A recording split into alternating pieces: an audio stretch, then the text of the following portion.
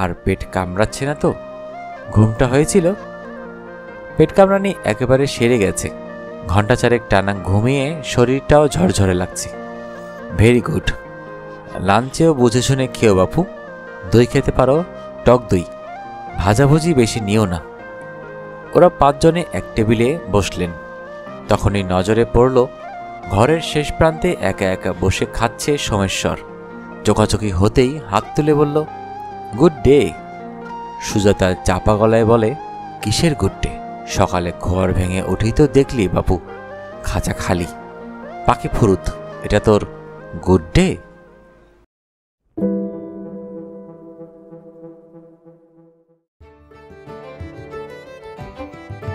আসসালামু আলাইকুম। আপনারা শুনছেন অডিও বুক বাই হাসান। আজকে আপনাদের পড়ে শোনাব নারায়ণ সান্যালের লেখা কাটায় কাটায় সিরিজের একটি গল্প, হরিপদ কেরানির কাটা। যারা এখনো অডিও বুক বাই হাসান চ্যানেলটি সাবস্ক্রাইব করেননি, অনুরোধ থাকবে চ্যানেলটি সাবস্ক্রাইব করে বেল আইকনটি অন করে দিবেন। বরাবরের মতোই গল্প পাঠে আমি মোহাম্মদ মেহেদি হাসান। তাহলে শুনতে থাকুন নারায়ণ সান্যালের লেখা কাটায় কাটায় সিরিজের গল্প, হরিপদ কেরানির কাটা।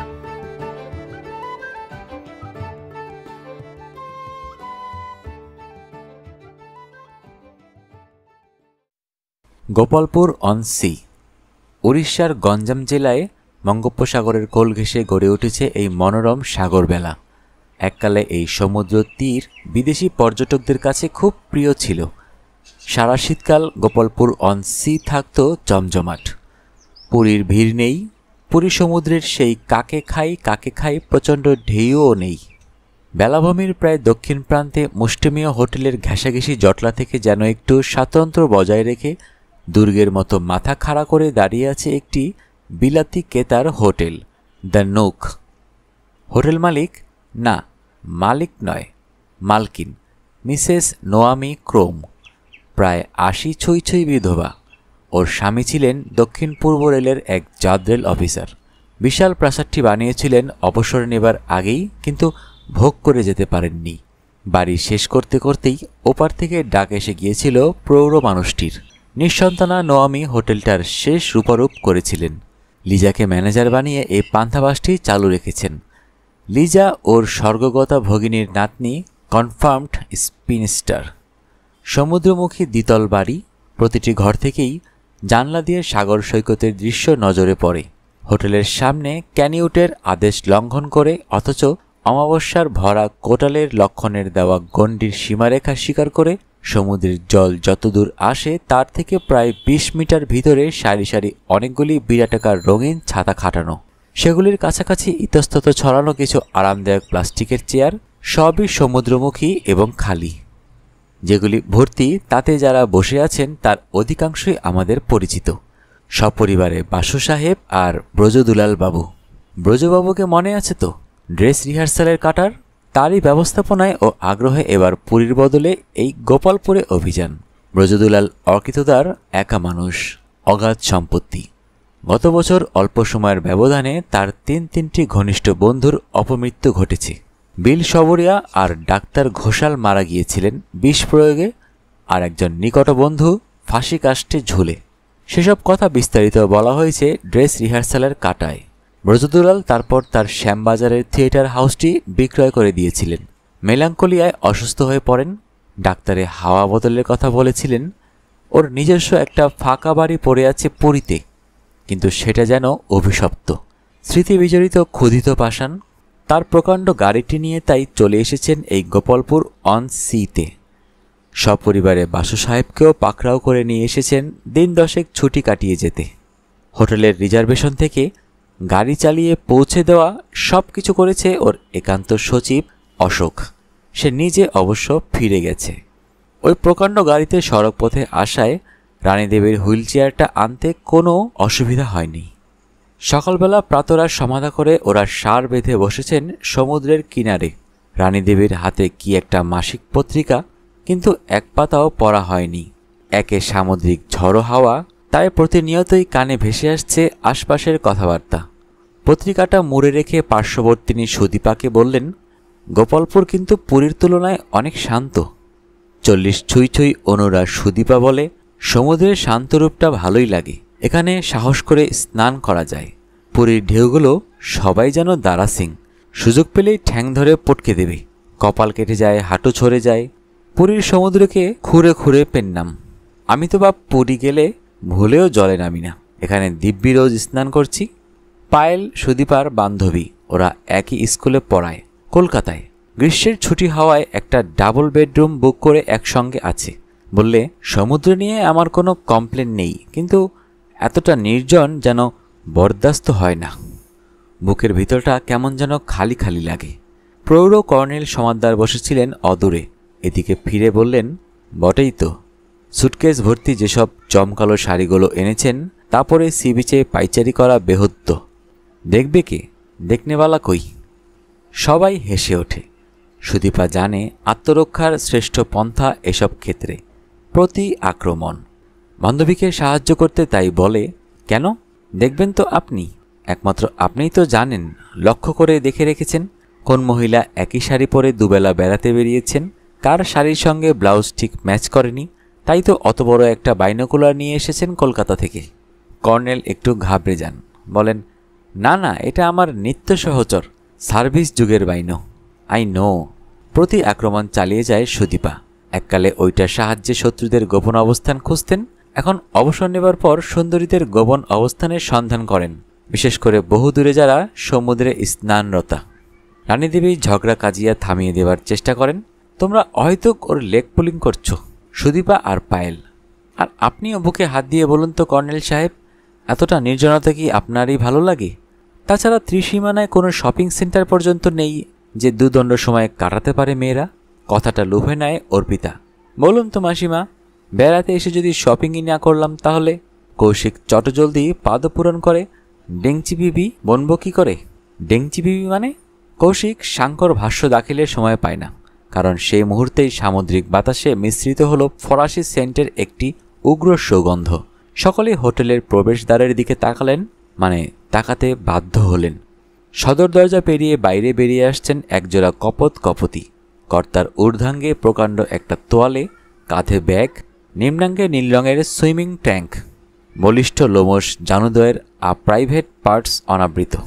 কপতির পোশাক আরও বিচিত্র। তোয়ালের বালাই নেই, স্রেফ রানী কালার বিকিনি, শ্যামলা গায়ের রং, কিন্তু দেহ সৌষ্ঠব অনিন্দ।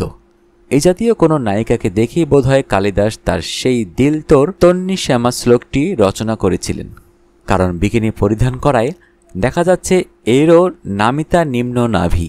ইনিও সোনি ভাড়াদল সকমনা এবং বরাঙ্গের ভ্যাংদয় স্তক নম্রা না হবে কেন? বয়স তো বহুদিন দের করে অতিক্রম করেছে। কৌশিক ঊর্ধ্বমুখে একটি দার্শনিক স্বগতোক্তি ছেড়ে দেয়, সম্ভবত এরা দুজন সূর্যের এই তৃতীয় গ্রহেরই বাসিন্দা, ইটি নন। অর্পিতা ঝুঁকে পড়ে জিজ্ঞাসা করে, ইটি মানে? এক্সট্রা টেরিস্ট্রিয়াল জীব, ওই যারা মাঝে মধ্যে ফ্লাইং ডিস্কে চেপে খেয়াল বসে আমাদের সঙ্গে মুলাকাত মানুষের পৃথিবীতে আসেন। কর্নেল সাহেব বলেন, ওরা কাল একটু বেশি রাত্রে এসেছে। আমি লাউঞ্জে বসে তখন একাই থার্ড পেক ড্রাই মার্টিনিটি শেষ করেছি। ভদ্রমহিলাটিকে চেনা চেনা মনে হলো, কিন্তু ঠিক। পায়েল নিরীহের মতো প্রশ্ন করে, ভদ্রমহিলা কি তখন ওই বিকিনিটা পরেই ছিলেন? সুজাতা বলে, stop your continuous leg pulling Payel. আপনারা কি এই নবাগত দম্পতিকে সত্যি চিনতে পারেননি? সুদীপা বলে, আমি পেরেছি। এরা চিনতে পারছেন না ওর গাত্রবর্ণের জন্য। মেকআপ ম্যানের সেই দুধে আলতা রঙের প্রলেপটা তো এখন নেই। উনি হচ্ছেন টলিউডের মোস্ট ফেমাস নায়িকা, পরপর 3টি বক্স অফিস বিদীর্ণ করা নবাগতা আর্টিস্ট অনামিকা সেন। সেন না ঘোষাল জানতে চায় পায়েল। সুদীপা বলে, আমি ওর ম্যারিটাল হিস্ট্রি নিয়ে গবেষণা করিনি, এটুকু শুনেছি যে বেশ কয়েকবার উনি বিবাহ করেছেন, কিন্তু প্রথম অভিনয়কালে যে উপাধিটা ছিল সেন, সেটি পরিবর্তন করেননি। একটু দম নিয়ে সুদীপা আবার বললে, এটি ওর চতুর্থ স্বামী সোমেশ্বর ঘোষাল। ওদের বিয়ে হয়েছে মাস 3। এটা ওদের হানিমুন ট্রিপ নয়, সে বখারা মিটেছিল কাঠমান্ডুতে। সুজাতা বলে, ওরে বাব্বা, তুমি ওদের বিষয়ে এত নারীর খবর পেলে কোত্থেকে? পায়েল সমাধান দাখিল করে, সুদীপা স্কুলে বাংলা পড়ায়, আবার ফ্রিল্যান্স জার্নালিজমও করে। একাধিক সিনেমা পত্রিকায় লেখে। অর্পিতা জানতে চায় ওই মিস্টার সোমেশ্বর ঘোষাল কি করেন। বর্তমানে ধর্মপত্নীর খিদমতগিরি। এককালে ভালো ফুটবলার ছিলেন, সিনিয়র ডিভিশন টিমে ফরওয়ার্ডে খেলতেন। অর্পিতা আবার জানতে চায় কোন টিমে। এক এক সিজনে এক এক টিমে। কেন আপনি জানেন না? ফুটবল মরশুমের আগেই নামকরা ফুটবলাররা কোরাসে সেই বিখ্যাত রবীন্দ্রসঙ্গীতটা গাইতে থাকেন, কে নিবি গো কিনে আমায়, কে নিবি গো কিনে। ইতিমধ্যে হোটেল থেকে কিছুটা দূরে খিদমতগার তার তোয়ালেটা বিছিয়ে দিয়েছে। অনামিকা তার সর্বাঙ্গে ইতালিয়ান অলিভ অয়েল বার্তল্লি মর্দন করতে শুরু করেছে। এতক্ষণে এসে উপস্থিত হলো সমরেশ পালিত। সেও সুইমিং ট্রাঙ্ক পরে এসেছে। সবাইকে সম্বোধন করে বলে, গুড মর্নিং এভরিবডি। আপনারা এখনও কেউ জলে নামেননি দেখছি, এরপর বালিজে তেতে উঠবে। কর্নেল বলেন, আমরা তৈরি হয়ে নিতাম, কিন্তু ইতিমধ্যে একটি বাধার সৃষ্টি হয়েছে। কেউ স্থান ত্যাগ করতে চাইছেন না। সমরেশ একটা চেয়ার টেনে নিয়ে বসে পড়ে। স্ত্রী অর্পিতার দিকে ফিরে বলে, তুমি চট করে পোশাক টোশাক বদলে এসো, আমরা এখনই জলে নামব। তারপর কর্নেলের দিকে ফিরে বলে, হ্যাঁ, কি একটা বাধার কথা বলছিলেন জানো আপনি? কোনো হাঙ্গর টাঙ্গর কি পথ ভুলে এ পাড়ায় এসে পড়েছে? অর্পিতা স্নানের পোশাক পরতে চলে গেল সমরেশের হাত থেকে চাবিটা নিয়ে। কর্নেল বললেন, আপনি বুলসাই হিট করেছেন মিস্টার পালিত। হাঙর? না, হাঙর নয়, কিলার হোয়েল। ওই যাকে বলে অর্কা, অর্থাৎ জস ছবির নাম ভূমিকায় যিনি অভিনয় করেছিলেন। সমরেশ বসেছিল কপত কপতির দিকে পিছন ফিরে। অভিনব দৃশ্যটা এখনও তার নজরে পড়েনি। বলে, হেয়ালিটা একটু ভেঙে বলবেন কর্নেল সাব। কর্নেল একটি ফৌজি লবজ ঝাড়লেন। Soldier, about turn. সমরেশ বুঝল। 180 ডিগ্রি ঘুরে বসল। তারপর সে যেন স্থানকাল পাত্র ভুলে গেল। ধীরে ধীরে উঠে দাঁড়ালো, ভালো করে দেখে নিয়ে আবার বসে পড়ল। অসংকোচে টেনে নিল কর্নেল সাহেবের হাত থেকে তার 8 ইঞ্চি বাই 4 ইঞ্চি বাইনোকুলারটা। অসংকোচেই চোখে লাগালো, যেন বজ্রাহত হয়ে গেছে সে। ইতিমধ্যে তৈল মর্দনান্তে বাংলা ফিল্ম তথা সিরিয়ালের দিল তোর নায়িকা উবুর হয়ে শুয়েছেন তোয়ালের উপর। সানট্যান্ড হবার বাসনা তার। অগত্যা ছুটি পেয়ে ওর খিদমতগার এদিকে পায়ে পায়ে এগিয়ে আসে। তোয়ালেটা গাত্রচ্যুত হওয়ায় তার লোমশ দেহের 90% নগ্ন। যুক্ত করে সকলকে সমবেত নমস্কার করে বলে, good morning everybody, ladies and gentleman. আমরা দুজন কাল রাত্রে এসেছি। উঠেছি 22 নম্বর ঘরে, থাকবো দিন সাতেক। আপনাদের কারোর সাথে আমাদের আলাপ নেই, সেই কাজটা সারতেই উঠে এলাম। সর্বাগ্রে নিজের পরিচয়টা দিই। পিতৃদত্ত নাম সোমেশ্বর ঘোষাল। এককালে ছিলাম ফুটবলার। সিনিয়র ডিভিশনে রাইট ইন খেলতাম। এক শালিকাপুত্র স্টপারের লেঙ্গিতে ডান ফিমার বোনটা বল সকেট জয়েন্ট থেকে বেরিয়ে আসে। আমরা পেনাল্টি পেয়েছিলাম, জিতেও ছিলাম, কিন্তু আমি আর ফুটবল ময়দানে ফিরে আসতে পারিনি। কর্নেল বললেন, how sad. Yes sir, it's the saddest of all fouls in my footballers career. বর্তমানে আমি আমার ওই বেটার 7-8 এর খিদমতগারি করে গ্রাসাচ্ছাদন করি। সমরেশ জানতে চায়, বেটার 7-8 মানে? সোমেশ্বর বললে, আপনি বিবাহিত কিনা জানি না, হলে নিশ্চয়ই অস্তিত্বে অবগত আছেন বেটার হাফ কাকে বলে। বিবাহের সময় আমার উনি ছিলেন বেটার 3/4। আমার পরিচয় ছিল অনামিকা সেনের ফুটবলার হাজবেন্ড। ল্যাংড়া হয়ে যাবার পর আমি হয়ে গেছি ওয়ার্স 1/8। উনি ন্যাচারালি বেটার 7/8। সে যাক, আপনাদের পরিচয়গুলি সংগ্রহ করি, 7 দিন একত্রে থাকতে হবে যখন। কর্নেল আগ বাড়িয়ে বলেন, সবার আগে আপনি বসুন। আমি হলাম ইন্ডিয়ান আর্মির অবসরপ্রাপ্ত কর্নেল বিলমঙ্গল সমাদ্দার। একাই আছি একতলার 2/1 ইনি স্বনামধন্য PK বাসু, বারেট ল, মিসেস বাসু। এরা দুজন, পায়েল আর সুদীপা, একই স্কুলে পড়ান, আছেন দোতলায়। এদের পাশের ঘরে মিস্টার কৌশিক আর সুজাতা মিত্র। ওদের সঙ্গে একটি কিউট বাচ্চা, কি যেন নাম। সুজাতা পাদপূরণ করে। মিঠু, হ্যাঁ মিঠু। আর ইনি ব্রজদুলাল বাবু, এসেছেন একাই। এছাড়া আছে আর একটি কাপল, সমরেশ। আর ওই তো নাম করতে করতে এসে পড়েছেন ওর বেটার হাফ। সুইমিং কস্টিউমের ওপর একটি হাউসকোট চাপিয়ে ঠিক সেই মুহূর্তেই ভিতর থেকে এগিয়ে এলো অর্পিতা। সোমেশ্বর পর্যায়ক্রমে নমস্কার করে যাচ্ছিল, অর্পিতাকেও করল। অর্পিতা গায়ের তোয়ালে জড়িয়ে একটা চেয়ারে বসল। সোমেশ্বর বললে, দেখুন, আমি শ্রুতিধর নই, এতগুলি নাম ঠিক মনে রাখতে পারবো না। আপনাকে আমি কর্নেল সাহেব আর ওকে ব্যারিস্টার সাহেব বলে ডাকবো, ইনি ন্যাচারালি বাসু মাসিমা। তাহলে 3টি নাম মনে রাখার দরকার হবে না। ঠিক সেই সময়ে 3-4 মিটার দূরত্বে বালুসজ্জালিনা অনামিকা মিহি গলায় হাঁকার পারে, ডার্লিং একটু শুনে যাও প্লিজ। সোমেশ্বর রওনা দেবার আগে বাসু সাহেবের দিকে ফিরে বললে, আদালতের সমন স্যার, আগে সেটা সেরে আসি, না হলেই আদালত অবমাননা। ব্রজদুলাল বলেন, ছোকরা খুব ফুর্তিবাজ, মুখে চোখে কথা, তাই না বাসু সাহেব? অন্তত সেই রকম একটা ইমেজ তৈরি করার চেষ্টা করছে বাসু সাহেবের মন্তব্য। দূর থেকে দেখা গেল অনামিকা ফ্লাক্সটা খুলতে পারছে না। সোমেশ্বর সেটা খুলে ওকে কিছু কফি ঢেলে দিয়ে আবার ফ্লাক্সটা বন্ধ করে দিল। ওরা নিম্নস্বরে কি যেন আলাপচারি করল। তারপর সোমেশ্বর এগিয়ে এগিয়ে আসতে থাকে। অনামিকা উঠে বসে, সমুদ্রের দিকে মুখ করে কফি পান করতে থাকে। এখন তার প্রোফাইল দেখা যাচ্ছে। সমরেশ নির্লজ্জের মতো আবার তুলে নিল কর্নেল সাহেবের চেয়ার থেকে তার দূরবীনটা। সোমেশ্বরের সেটা নজরে পড়ল। ঘাড় ঘুরিয়ে বাইনোকুলারের লক্ষ্যমুখটাও লক্ষ্য করল। অনামিকা এতক্ষণে সামনে ফিরেছে, তাড়িয়ে তাড়িয়ে কফি পান করছে। সোমেশ্বর রসিকতা করে সমরেশের কাঁধে একটা হাত রাখল। সমরেশ চমকে বাইনোটা নামিয়ে নিতেই সোমেশ্বর বলে, আপনি যা ভাবছেন তা নয়, ওটা স্নাইপ নয়, স্যান্ড পাইপার। স্নাইপ সুস্বাদু, কিন্তু স্যান্ড পাইপারের মাংস অখাদ্য। সমরেশ রীতিমতো অপ্রস্তুত হয়ে বলে, স্যান্ড পাইপারই হবে বোধহয়। বাইনোটা ফেরত দেয়। সকলে পরস্পরের দিকে তাকিয়ে মুখ টিপে হাসে। সোমেশ্বর বলে, এতক্ষণে সবার গলায় নিশ্চয়ই শুকিয়ে কাঠ হয়ে উঠেছে। আমাকে 1 রাউন্ড ড্রিঙ্কস পরিবেশনের অনুমতি দিন। বলুন কে কি নেবেন? কর্নেল সাহেব, বিয়র যদি মাছরাঙা পাওয়া যায়, না হলে ব্ল্যাক লেভেল। বাসু সাহেব এত সকালে কিছু নিতে রাজি হলেন না। মিসেস বাসু কোক, ব্রজদুলালও বিয়র। কৌশিক চাইল vodka with Canada dry. Someshwar 2 দিদিমণির দিকে ফিরে বলল, আপনারা দুজন? 2 বান্ধবীর চোখাচোখি হলো। সুদীপা বলল, যা হোক 2টো সফট ড্রিঙ্কস। সোমেশ্বর বলে, জিন অ্যান্ড লাইমও কিন্তু লেডিস ড্রিঙ্ক, 1 পেগে কিছু নেশা হবে না। আর এখানে ছাত্রীরা তো কেউ নেই, অসুবিধাটা কোথায়? পায়েল স্বীকার করল, আমি জীবনে কখনো খাইনি কিন্তু।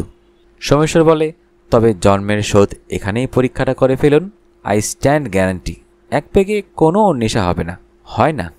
সমরেশ বলল, আমারও তাহলে ওই জিন অ্যান্ড লাইম। সোমেশ্বর অর্পিতার দিকে ফিরে বলল, আপনি কি নেবেন মিসেস পালিত? আমি একটা সফট নেব, কোক। কৌশিক উঠে দাঁড়ায়, বলে, আপনি নিজ স্বীকৃতিতে শ্রুতিধর নন, সব গুলিয়ে ফেলবেন। চলুন আমিও যাই আপনার সঙ্গে।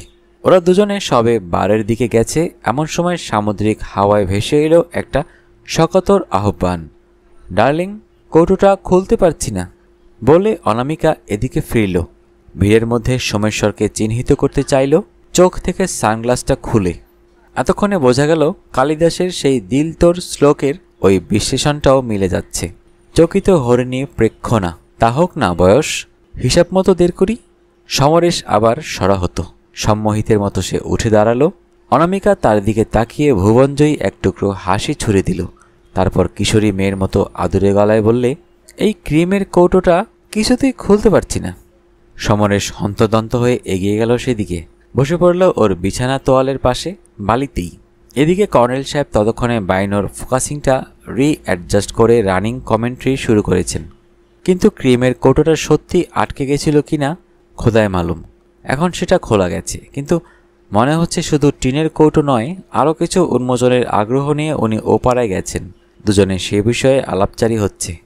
রানী বলেন, আপনি থামুন তো কর্নেল সাহেব, আমরা ওই দৃশ্য দেখতে এখানে এসে বসিনি। আই নো, কিন্তু বাইনোতে তো সিগাল, স্নাইপ, স্যান্ড পাইপার কিচ্ছুটি দেখতে পাচ্ছি না, শুধু একজোড়া চখাচখি। অর্পিতার আর সহ্য হয় না, চিৎকার করে ওঠে, সমর, বেলা বেড়ে যাচ্ছে, চলো এবার জলে নামি। অত দূর থেকে সমরেশ জবাব দিল, তুমি নামো, আমি এখনই আসছি। কর্নেল রানিং কমেন্ট্রি চালিয়ে যাচ্ছেন। ওই ক্রিমটা বোধ হয় পিঠে মাখতে হয়, নিজে নিজে মাখা যায় না, তাই একটা হেল্পিং হ্যান্ড। কথাটা অসমাপ্ত রইল, কারণ সেই সময়ে একটি বার অ্যাটেন্ডেন্ট এর হাতে ট্রেতে সুরাপাত্র সাজিয়ে ফিরে এলো ওরা দুজন। পরিবেশন শুরু হয়ে গেল, কিন্তু চিয়ার্স বলে কেউ চুমুক দিল না। সোমেশ্বরের প্রতিক্রিয়ার জন্য সবাই রুদ্ধশ্বাসে প্রতীক্ষা করছে। সোমেশ্বর তাকিয়ে দেখল অনামিকা উবুর হয়ে পড়ে আছে, আর তার পিঠে সমরেশ ওই ক্রিমটা মালিশ করে দিচ্ছে। সোমেশ্বর নির্বিকার, কোনো ভাবান্তর হলো না তার। কর্নেল সাহেব তাকে বললেন, আপনার বেটার 7/8 আপনাকে একটু আগে খুঁজছিলেন। চিয়ার্স বলে সোমেশ্বর তার হুইস্কি সোডায় একটা চুমুক দিল। হ্যাঁ, এত সকালেও সে হুইস্কি পানে অভ্যস্ত। বললে, বুঝেছি, ওই ক্রিমটা ওর পিঠে মাখিয়ে দেবার জন্য। এ আমার নিত্য কর্মপদ্ধতির অন্তর্ভুক্ত। তা নতুন খিদমতগার তো ও আজ পেয়েই গেছে, আমার ছুটি। অর্পিতা গটগট করে সমুদ্রের দিকে এগিয়ে গেল। হাঁটু জলে নেমে আবার হাঁকার দিল, সমর, আমি জলে নামলাম কিন্তু। Okay, I am coming in a minute darling. প্রায় ঘণ্টাখানেকের পরের কথা। ইতিমধ্যে স্নানার্থীরা একে একে স্নান সেরে ভিতরে গেছেন। কৌশিক, সুজাতা, পায়েল, সুদীপা, কর্নেল, সমাদ্দার প্রভৃতি। বাসু সমুদ্র স্নান খুব উপভোগ করেনও, কিন্তু গত বছর পুরীতে পরপর 2 দিন সমুদ্র স্নান করে সর্দি জ্বরে পড়েছিলেন। এবার তাই রানীর নির্দেশে তার সাগর জলে নামা মানা। ব্রজদুলাল সমুদ্র স্নান পছন্দ করেন না, তার আর্থারাইটিস আছে। সারা বছর তিনি গরম জলে স্নান করেন। অর্পিতা প্রায় আধ ঘন্টা জলে ছিল। বেশ ভালোই সাঁতার জানে সে। তটরেখা ছেড়ে মানুষভর জল এলাকায় অনেকটা সাঁতরে ফিরল। মাঝে একবার ডাঙায় উঠে হাঁক পেরেছিল তার কর্তার উদ্দেশ্যে, কি তুমি আজ নাইবে? না না। সমরেশ রীতিমতো ভদ্রলোক, তার কথার নড়চড় হয়নি। এই এলাম বলে, জাস্ট আ মিনিট। অর্পিতা রীতিমতো আহত হয়ে পায়ে পায়ে উঠে এলো। ওদের সামনে দিয়ে মাথা নিচু করে হোটেলের দিকে চলে গেল, ভিজা বেদিং কস্টিউমের ওপর একটা হাউসকোট চাপিয়ে। কেউ তাকে কিছু বললও না, সেও কোনো কথা বলল না। চরম অপমানিত মনে হলো তাকে। ছাতার তলা থেকে ইতিমধ্যে বাসু সস্ত্রী উঠে এসেছেন হোটেলের পোর্চে। পোর্চটাও প্রকাণ্ড, ওভাল শেপড, অনেকগুলি কংক্রিটের বেঞ্চি, মাঝখানে খানকতক বেতের টেবিল আর পোর্টেবল বেতের চেয়ার। তার একটা দখল করে হুইস্কি, সোডা, স্ন্যাক্স আর বরফ নিয়ে জমিয়ে বসেছিল সোমেশ্বর একাই। অর্পিতা যখন পোর্চের সামনে দিয়ে নতমস্তকে ভিতরে যাচ্ছে, তখন হঠাৎ উঠে দাঁড়ালো সোমেশ্বর। একটু এগিয়ে এসে ডাকল, মিসেস পালিত। কঞ্চিত ভ্রু অর্পিতা বলল, না, দেখছেন না আমার সর্বাঙ্গ ভিজে, এই কি কথা বলার সময়? Oh, I am sorry, extremely sorry. Arpita তোয়ালে দিয়ে সর্বাঙ্গ ঢেকে ভিতরে চলে যায়। সোমেশ্বর গ্লাসটা উঠিয়ে নিয়ে এদিকে এগিয়ে আসে। বসেছিলেন শুধু বাসু সাহেব আর রানী দেবী, আর রানীর কোলে ঘুমন্ত মিঠু। কৌশিক, সুজাতা জামাকাপড় বদলাতে গেছে। বাসু সাহেব যে টেবিলে বসেছিলেন তার কাছেই ছিল আরও কিছু ফাঁকা বেতের চেয়ার। সোমেশ্বর বাসু সাহেবকে বলে, একটু বসতে পারি স্যার? বাসু সমুদ্রের দিকে তাকিয়ে বসেছিলেন, ঘাড় না ঘুরিয়ে বললেন, বসো, কিন্তু তুমি স্নানে যাবে না? যাব বলি তো সকাল থেকে তৈরি হয়ে আছি, কিন্তু ক্লিয়ারেন্স পাচ্ছি কই? সিগন্যাল যে এখনো আপ। বাসু নীরব রইলেন। রানী অহেতুক মিঠুর পিঠে থাপড়া দিতে শুরু করেছেন। সোমেশ্বর বলে, একটা কথা বলতে পারি ব্যারিস্টার স্যার? বাসু বিরক্ত হয়ে বলেন, পারো, কিন্তু অতি সংক্ষেপে। এটা একটু বাড়াবাড়ি হয়ে যাচ্ছে না স্যার? অফকোর্স, লাঞ্চের আগে 3 প্যাক হুইস্কি তো বাড়াবাড়ি বটেই। কি গিলছ ওটা? Royal tag? সোমেশ্বর হাতের গ্লাসটা দেখিয়ে বলে, আমি স্যার এটার কথা বলছি না, বলছি ওই লোচ্চাটার কথা। বা হাতটা বাড়িয়ে সে নির্জন সমুদ্রবেলায় কপত কপতিকে দেখিয়ে দিল। সমুদ্র সৈকত সম্পূর্ণ নির্জন, শুধু ওই একটা ছাতার তলায় দুজনে ক্রমাগত বকবকম করে চলেছে। সোমেশ্বর যোগ করে, পালিতটা কি এর আগে জ্যান্ত কোনো সুন্দরী মেয়ে ছেলে দেখেনি? বাসু জানতে চান, পালিত? কোন পালিত? ওই যে সমরেশ পালিত, শালা নাকি কিনুগোয়ালার গলিতে মাঝরাতে কর্নেট বাজায়। কি করে জানলে? কে বলেছে? কে বলেছে মনে নেই, ওই আর কি 5 জন বলে। ও, তাই বুঝি? বাসু উঠে পড়েন। হুইল চেয়ারটা ঠেলতে ঠেলতে, এই মদ্যপের মাতলামি থেকে পালাবার একমাত্র পথ স্থানত্যাগ করা। একটু পরেই ওদের ডাকতে এলো কৌশিক, সুজাতা। ডাইনিং হলে গিয়ে দেখেন কর্নেল, ব্রজদুলাল, সুদীপা আর পায়েল বসেছে একটা টেবিলে। বিপরীত টেবিলে গিয়ে বসলেন ওরা 4 জন। লক্ষ্য হলো ডাইনিং হলের দূরতম প্রান্তে একা বসে মধ্যাহ্ন আহার সারছিল অর্পিতা। হঠাৎ সে উঠে ওয়াশ বেসিনের দিকে এগিয়ে গেল। মনে হলো আহার অসমাপ্ত রেখেই। সুজাতা মেনু কার্ড দেখে লাঞ্চের অর্ডার দিল। রানী জানতে চান, ফুটকির খাওয়া হয়েছে? সুজাতা ঘাড় নেড়ে জানায়, ফুটকির মধ্যাহ্ন আহার সমাপ্ত। ফুটকি হচ্ছে বিষের দিদি, এখন সে মিঠুর দেখভাল করে। বিষে কলকাতায় একা কুম্ভ নকলবুদ্ধির গড় রক্ষা করছে। কৌশিক বলে, মামু আজ সকালে একেবারে চুপচাপ ছিলেন, একটা কথাও বলেননি, একদৃষ্টে তাকিয়েছিলেন সমুদ্রের দিকে। কি দেখছিলেন মামু অমন করে? নিম্নচাপ। বহু দূরে সমুদ্রের মাঝখানে একটা নিম্নচাপের সৃষ্টি হয়েছে। সাইক্লোন অনিবার্য, পৌঁছাতে দিন 2-3 লাগবে মনে হচ্ছে। নিম্নচাপ মানে ঝড়ের লক্ষণ? সাইক্লোন? তাই তো আশঙ্কা করছি। ঝড়টা কোন দিক থেকে আসছে, কোন ঘরটা ভাঙবে তার ঠিক বুঝে উঠতে পারছি না। একটা অসঙ্গতি মিটলেই সেটা বোঝা যাবে। অসঙ্গতি? কিসের অসঙ্গতি জানতে চান রানী। আজ সকালে অনেকে অনেক কথা বলেছে, কিন্তু তার মধ্যে একটা ভুল আছে, ভ্রান্তি। মিথ্যা কিনা জানি না, কিন্তু একটা অনিবার্য অ্যাপারেন্ট কন্ট্রাডিকশন, যা হয় না তাই। কিন্তু কে বলল, কখন বলল, কি জাতের কন্ট্রাডিকশন? ধরো কেউ যদি বলে, ক্যালেন্ডারে দেখলাম এবছর গুড ফ্রাইডের ছুটিটা রোববারে পড়ে নষ্ট হয়েছে, এরকম আপাত অসঙ্গতি। আই সি, কিন্তু কে বলল, কখন বলল? That's the $1,000,000 question. কে বলল এবং কখন বলল? মেমোরির পাতা উল্টে দেখো কি অসঙ্গতি। আগে থেকে সেটা চিহ্নিত করতে পারলে ঝড়ের সময় কাজে দেবে। সুজাতা বললে, আমার কানে একটা অসঙ্গতি লেগেছে। সোমেশ্বর বললেন, বিয়ের সময় ওর বউ ছিল বেটার 3/4, কিন্তু ওর হাঁটু ভাঙার পর বউ হয়ে গেল বেটার 7/8, তাই না? কিন্তু ওদের বিয়ে তো হয়েছে মাত্র 3 মাস, হাঁটুটা কি তার আগে ভাঙেনি? বাসু বলেন, এটা একটা অসঙ্গতি বটে, কিন্তু ভগ্নাংশগুলো তো কথার কথা। আমি যে ভ্রান্তিটার কথা বলছি তা আরও বড় জাতের। Deliberate gross bait to entice others. মাছের টোপ কি সেটা? এখানে সূর্যের আলোর তেজ এখন কমে যায় 5:45। ওরা সদল বলে বেরিয়ে পড়েন সান্ধ্য ভ্রমণে। আজ কিন্তু হোটেল পড়ছেই ওদের সবার জন্য অপেক্ষা করছিল একটা বিস্ময়। বাসু সাহেবের ভাষায়, যা হবার নয় তাই। পড়ছে সোমেশ্বর আর সমরেশ মুখোমুখি বসে দাবা খেলছে। দর্শকের আসনে বসে আছে অর্পিতা।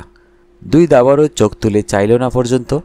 সুদীপা সোমেশ্বরের দিকে ফিরে বলে, অনামিকা কি ঘরে?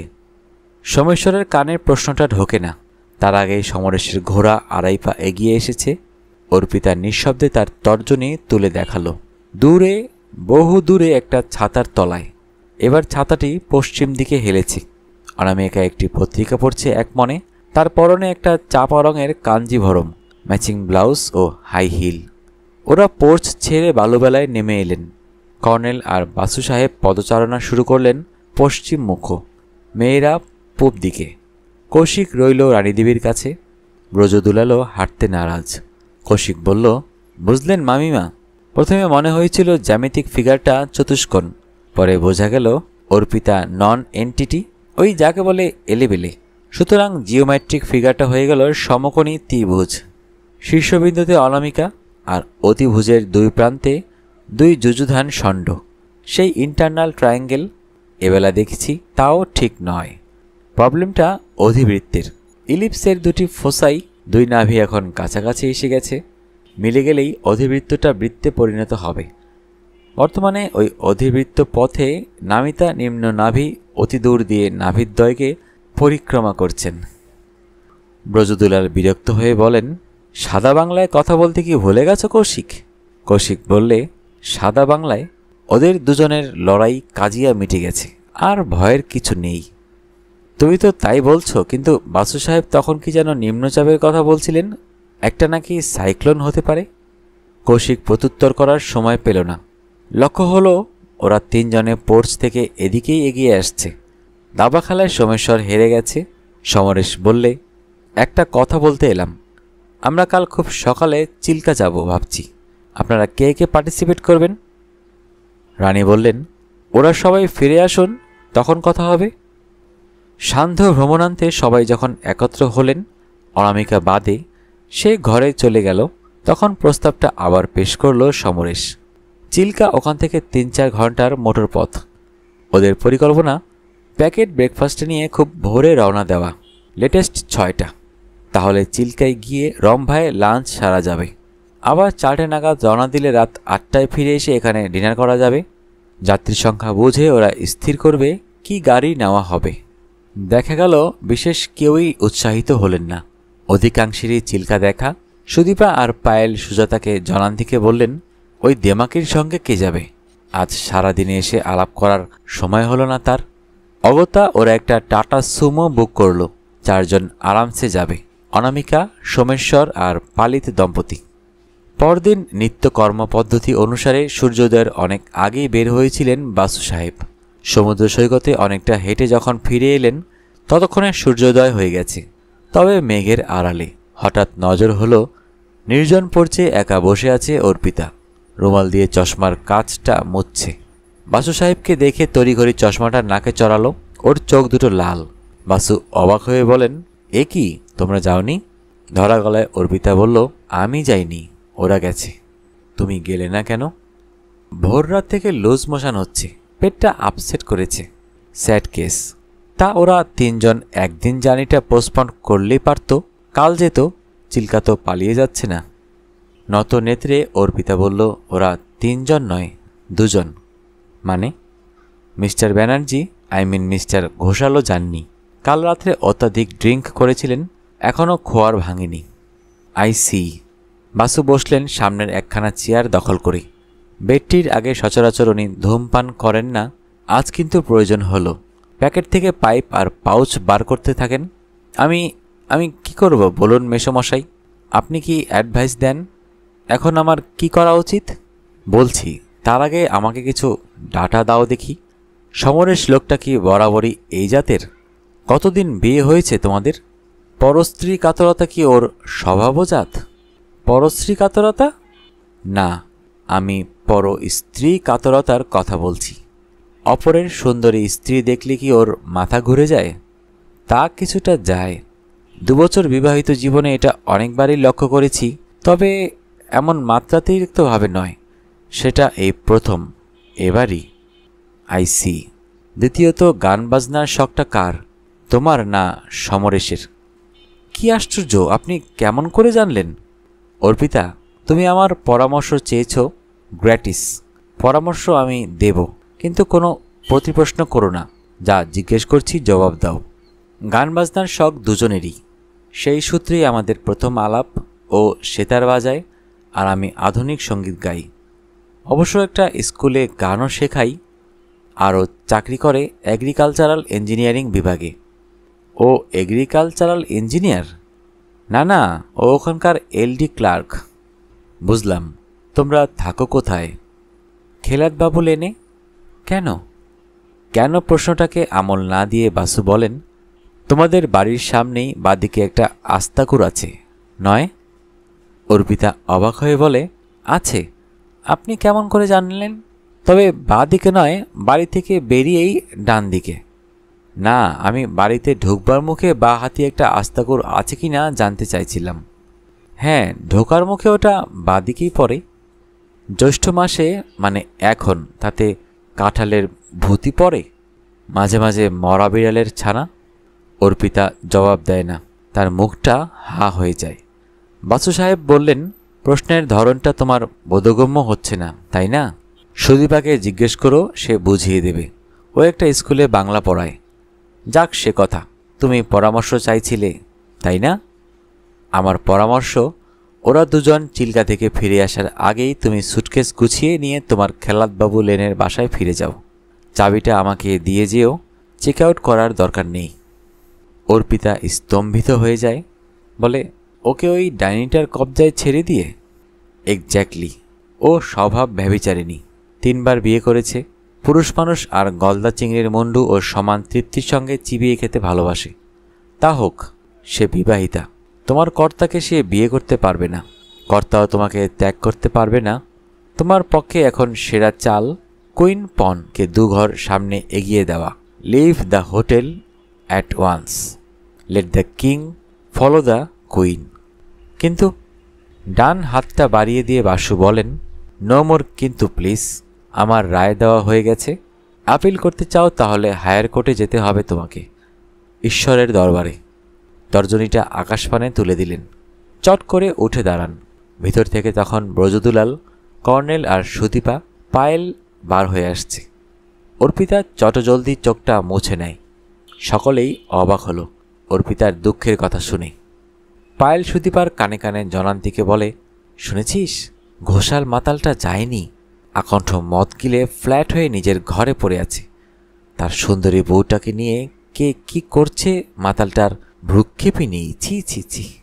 সুদীপা রস ও ইকারের বদলে 3টি জফলার মাধ্যমে তার ঘৃণার বহির্প্রকাশ করল। ছ্যা ছ্যা ছ্যা, লোকটা বন মানুষ, সারা গায়ে কি লোম দেখছিলি? ওয়াক। ব্রজদুলাল অর্পিতাকে বললেন, ওষুধ টষুধ কিছু খেয়েছ? খাওনি? বসো এখানে, আমার কাছে ডায়াজিন ট্যাবলেট আছে, নিয়ে আসছি। তিনি নিজের ঘরে গিয়ে ওষুধটা নিয়ে এলেন। বললেন, এখনই একটা ট্যাবলেট জল দিয়ে খেয়ে ফেলো, আর এই অ্যান্টিভান ট্যাবলেটটাও। ব্রেকফাস্টে কিছু খেও না, একটু লেবুর জল খেতে পারো। যাও, ঘরে গিয়ে বিশ্রাম নাও, টেনে ঘুম দাও একটা। অর্পিতা টেবিল থেকে ঘরের চাবিটা উঠিয়ে নিয়ে নিঃশব্দে চলে গেল। ব্রেকফাস্টের পর আজ অধিকাংশই ছাতার তলায় বসেননি, পড়ছে বসেছে ব্রিজের আসর। মুশকিল হলো 4th হ্যান্ড নিয়ে, কর্নেল, পায়েল আর কৌশিক। আর কারও উৎসাহ নেই, অনেকে জানেনই না খেলাটা। অনামিকাদের ঘরে একবার ওরা ঢু মেরেছিল, সুবিধা হয়নি। বিরক্ত করবেন না, বোর্ড টাঙিয়ে অঘরে ঘুমোচ্ছে পার মাতালটা। অবশেষে রানী দেবী বসলেন কৌশিকের পার্টনার হয়ে। বহুদিন পর তাস ছুলেন তিনি। প্রথম মিঠু হারিয়ে যাওয়ার পর এই প্রথম। প্রাক লাঞ্চ পর্যায়ে যথারীতি 1 রাউন্ড অ্যাপিটাইজার এলো, বিয়র, জিন অথবা ভদকা, মেয়েদের সফট ড্রিঙ্ক। আর এটা ব্রজদুলালের সৌজন্যে। 2 বোতল বিয়ার আর গ্লাস একটি ট্রেতে সাজিয়ে আর ওই সঙ্গে 1 প্লেট চিকেন টিকিয়া নিয়ে হোটেল বয়ের সাহায্যে ব্রজদুলাল এগিয়ে এলেন একটা ছাতার তলায়, যেখানে এক মনে একটি ইংরেজি বই পড়ছিলেন বাসু সাহেব। ব্রজদুলাল বললেন, আসুন স্যার, একটু বিয়ার ইচ্ছে করুন। বলুন, বঙ্গোপসাগরের নিম্নচাপটার কী অবস্থা? বাসু বইটা মুড়ে রেখে সাবধানে বোতল থেকে মাছরাঙা বিয়ার ঢালতে ঢালতে বললেন, সাইক্লোনটা এসে পড়ল বলে সেটাকে ঠেকানো যায় না। কোনটাকে? ঝড়টাকে? তাই কি সম্ভব? প্রাকৃতিক বিধান, সাবধানতা যেটুকু নেওয়া যায় নিয়েছি। অর্পিতাকে যথাকর্তব্য পরামর্শও দিয়েছি। এখন দেখা যাক সে আমার কথা শোনে কি না। কি পরামর্শ দিয়েছেন তাকে? অবিলম্বে দ্য নোক ত্যাগ করে নিঃশব্দে কলকাতায় ফিরে যেতে। আপনি তাকে তাই বলেছেন? That solves the problem. কি প্রবলেম? শুনুন তবে। ঘণ্টাখানেক আগে, মানে 10:30 নাগাদ, ব্রজদুলাল ইউরিনালে যাবেন বলে নিজের ঘরে গিয়েছিলেন, কিন্তু কিছুতেই চাবি দিয়ে নিজের ঘরের দরজাটা খুলতে পারলেন না। অগত্যা রিসেপশন কাউন্টারে শরণাপন্ন হতে হলো। তখন জানতে পারলেন তার হাতের চাবিটা মিস্টার অ্যান্ড মিসেস পালিতদের ঘরের। অর্থাৎ অর্পিতা পড়ছে যখন ট্যাবলেটের সঙ্গে ঘরের চাবিটা তুলে নিয়ে গিয়েছিল ঘণ্টা 4 আগে, তখন ভুল করে ব্রজদুলালের চাবিটা নিয়ে যায়। যা হোক, ম্যানেজমেন্ট ডুপ্লিকেট চাবি দিয়ে ওর ঘরটা খুলে দেয়। ব্রজদুলাল অর্পিতাকে ডিস্টার্ব করতে চাননি, কিন্তু ম্যানেজমেন্ট শোনেনি। ডুপ্লিকেট চাবি দিয়ে পালিতদের ঘরটা খোলা হয় ব্রজবাবুর ঘরের দ্বিতীয় চাবির সন্ধানে। কিন্তু তাজ্জব কাণ্ড, সে ঘরে অর্পিতা নেই। দীর্ঘ জবানবন্দির উপসংহারে উনি বললেন, আমার মনে হয় সে আপনার পরামর্শটি শুনেছে। নিঃশব্দে নিজের সুটকেসটা তুলে নিয়ে কলকাতায় ফিরে গেছে। বাসু বিয়ারে একটা লম্বা চুমুক দিয়ে পাইপটা ধরালেন। ঘট ঘট করে মাথা নাড়তে শুরু করলেন। ব্রজদুলাল বলেন, ঘাড় নাড়া বুড়ো বনে গেলেন কেন? গুড ফ্রাইডের ছুটিটা রোববারে পরে নষ্ট হতে পারে না। That's absurd. তার মানে? সংক্ষেপে বলিতে গেলে হিংটিং ছট। আপনার মশাই সব সময়ই হেয়ালি। লাঞ্চ টেবিলে আরেক বিস্ময়। পায়েল সুতিবাদের টেবিলে অর্পিতাও আহারে বসেছে। ব্রজদুলাল গুটি গুটি তার কাছে এগিয়ে এসে বলেন, এখন শরীর ঠিক হয়ে গেছে? অর্পিতা ঘাড় নেড়ে জানায় সে সম্পূর্ণ সুস্থ। আমার ঘরের চাবিটা তোমার ব্যাগে।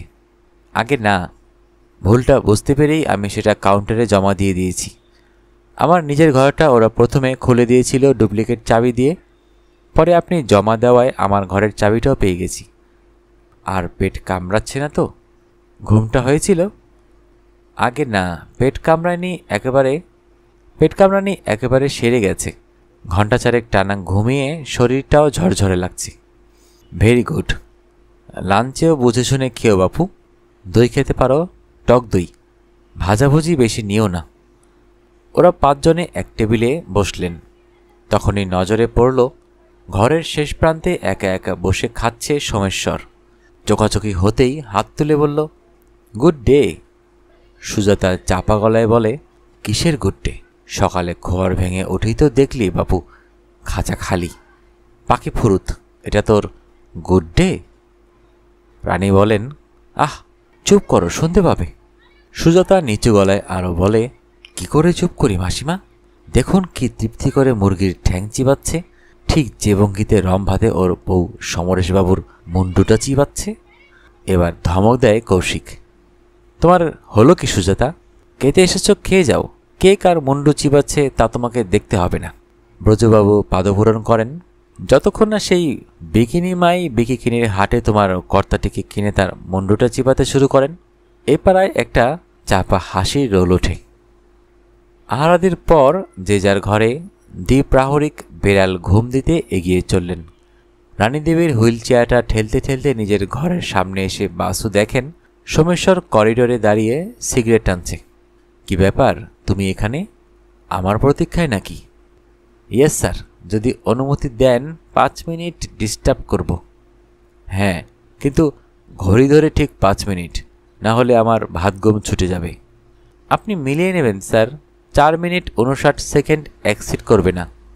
ঘরে এসে রানী নিজের খাটে উঠে বসলেন, শুলেন না। বাসু পাইপ ধরিয়ে নিজের বিছানায় গিয়ে বসলেন। সোমেশ্বর চেইন স্মোকারের কায়দায় স্ট্যাম্প থেকে একটা নতুন সিগারেট ধরালো, চেয়ারে বসল। হিপ পকেট থেকে মানিব্যাগটা বার করে বললে, আমি আপনাকে প্রফেশনালি কনসাল্ট করতে চাই। কি অ্যাডভান্স দেব স্যার? সংক্ষেপে কেসটা আগে শুনি, গ্রহণযোগ্য মনে হলে রিটাইনার নিব বই কি। তবে প্রথমেই বলি রাখি বাপু, ডিভোর্সের মামলা আমি নেই না। সোমেশ্বর আকাশ থেকে পড়ল, বলে, যা বাবা, ডিভোর্স? কি বলছেন স্যার? কাটা সিরিজের 18খানা কেচ্ছা আমার মুখস্থ। আপনি আপনার একনিষ্ঠ পাঠককে চেনেন না, কিন্তু আপনাকে কি আমার চিনতে বাকি? এই দেখুন স্যার, আপনি হয়তো 22 সেকেন্ড নষ্ট করে দিলেন। শুনুন, আমার আশঙ্কা আমি বেমক্কা খুন হয়ে যেতে পারি। আমার স্ত্রীর স্বভাবে হচ্ছে নিত্য নতুন শাড়ি ব্লাউজ, নিত্য নতুন পুরুষ মানুষ। কি করব, এটা ওর রক্তে। আমি মেনে নিয়েছি, কিন্তু অবস্থাটা দেখুন। লেখাপড়া অল্প শিখেছি, চাকরি জুটেছিল ফুটবলার হিসেবে। ঠ্যাং ভেঙে আমি অথই জলে। একবার বাইসিল্ক ক্লিকে গোল্ডেন গোল করে ফাইনাল জিতেছিলাম। কাগজে ছবি পর্যন্ত বের হয়েছিল, অবশ্য আমার নয়, বাইচুংয়ের। বাইসিল্ক ক্লিকে কেউ গোল করলেই সব খবরের কাগজ বাইচুংয়ে সেই অনবদ্য ছবিখানি ছাপা হয়। তলায় ক্যাপশনে অবশ্য নতুন গোলদাতার নামটা ছাপা হয়। ফটোতে অ্যাকশন আছে, বাইচুংয়ের মুখখানা দেখা যায় না, তাতেই এই সুবিধে। ঘটনাচক্রে বিদ্যেধরী মাঠে ছিলেন, তখন তিনি শেষ স্বামীর বন্ধন থেকে সদ্য মুক্ত। প্রেমে পড়লেন আমার, অর্থাৎ তিনিও বাইসিল্ক ক্লিকে উল্টে গেলেন। যেচে আলাপ করলেন, রেজিস্ট্রি বিয়ে করলেন। ঠিক তারপরেই আমি হাঁটু ভাঙলাম। আর্থিক সঙ্গতির দিক থেকে এখন আমি ওর নিরুপায় পরগাছা, bodyguard cum driver cum handyman cum bed partner.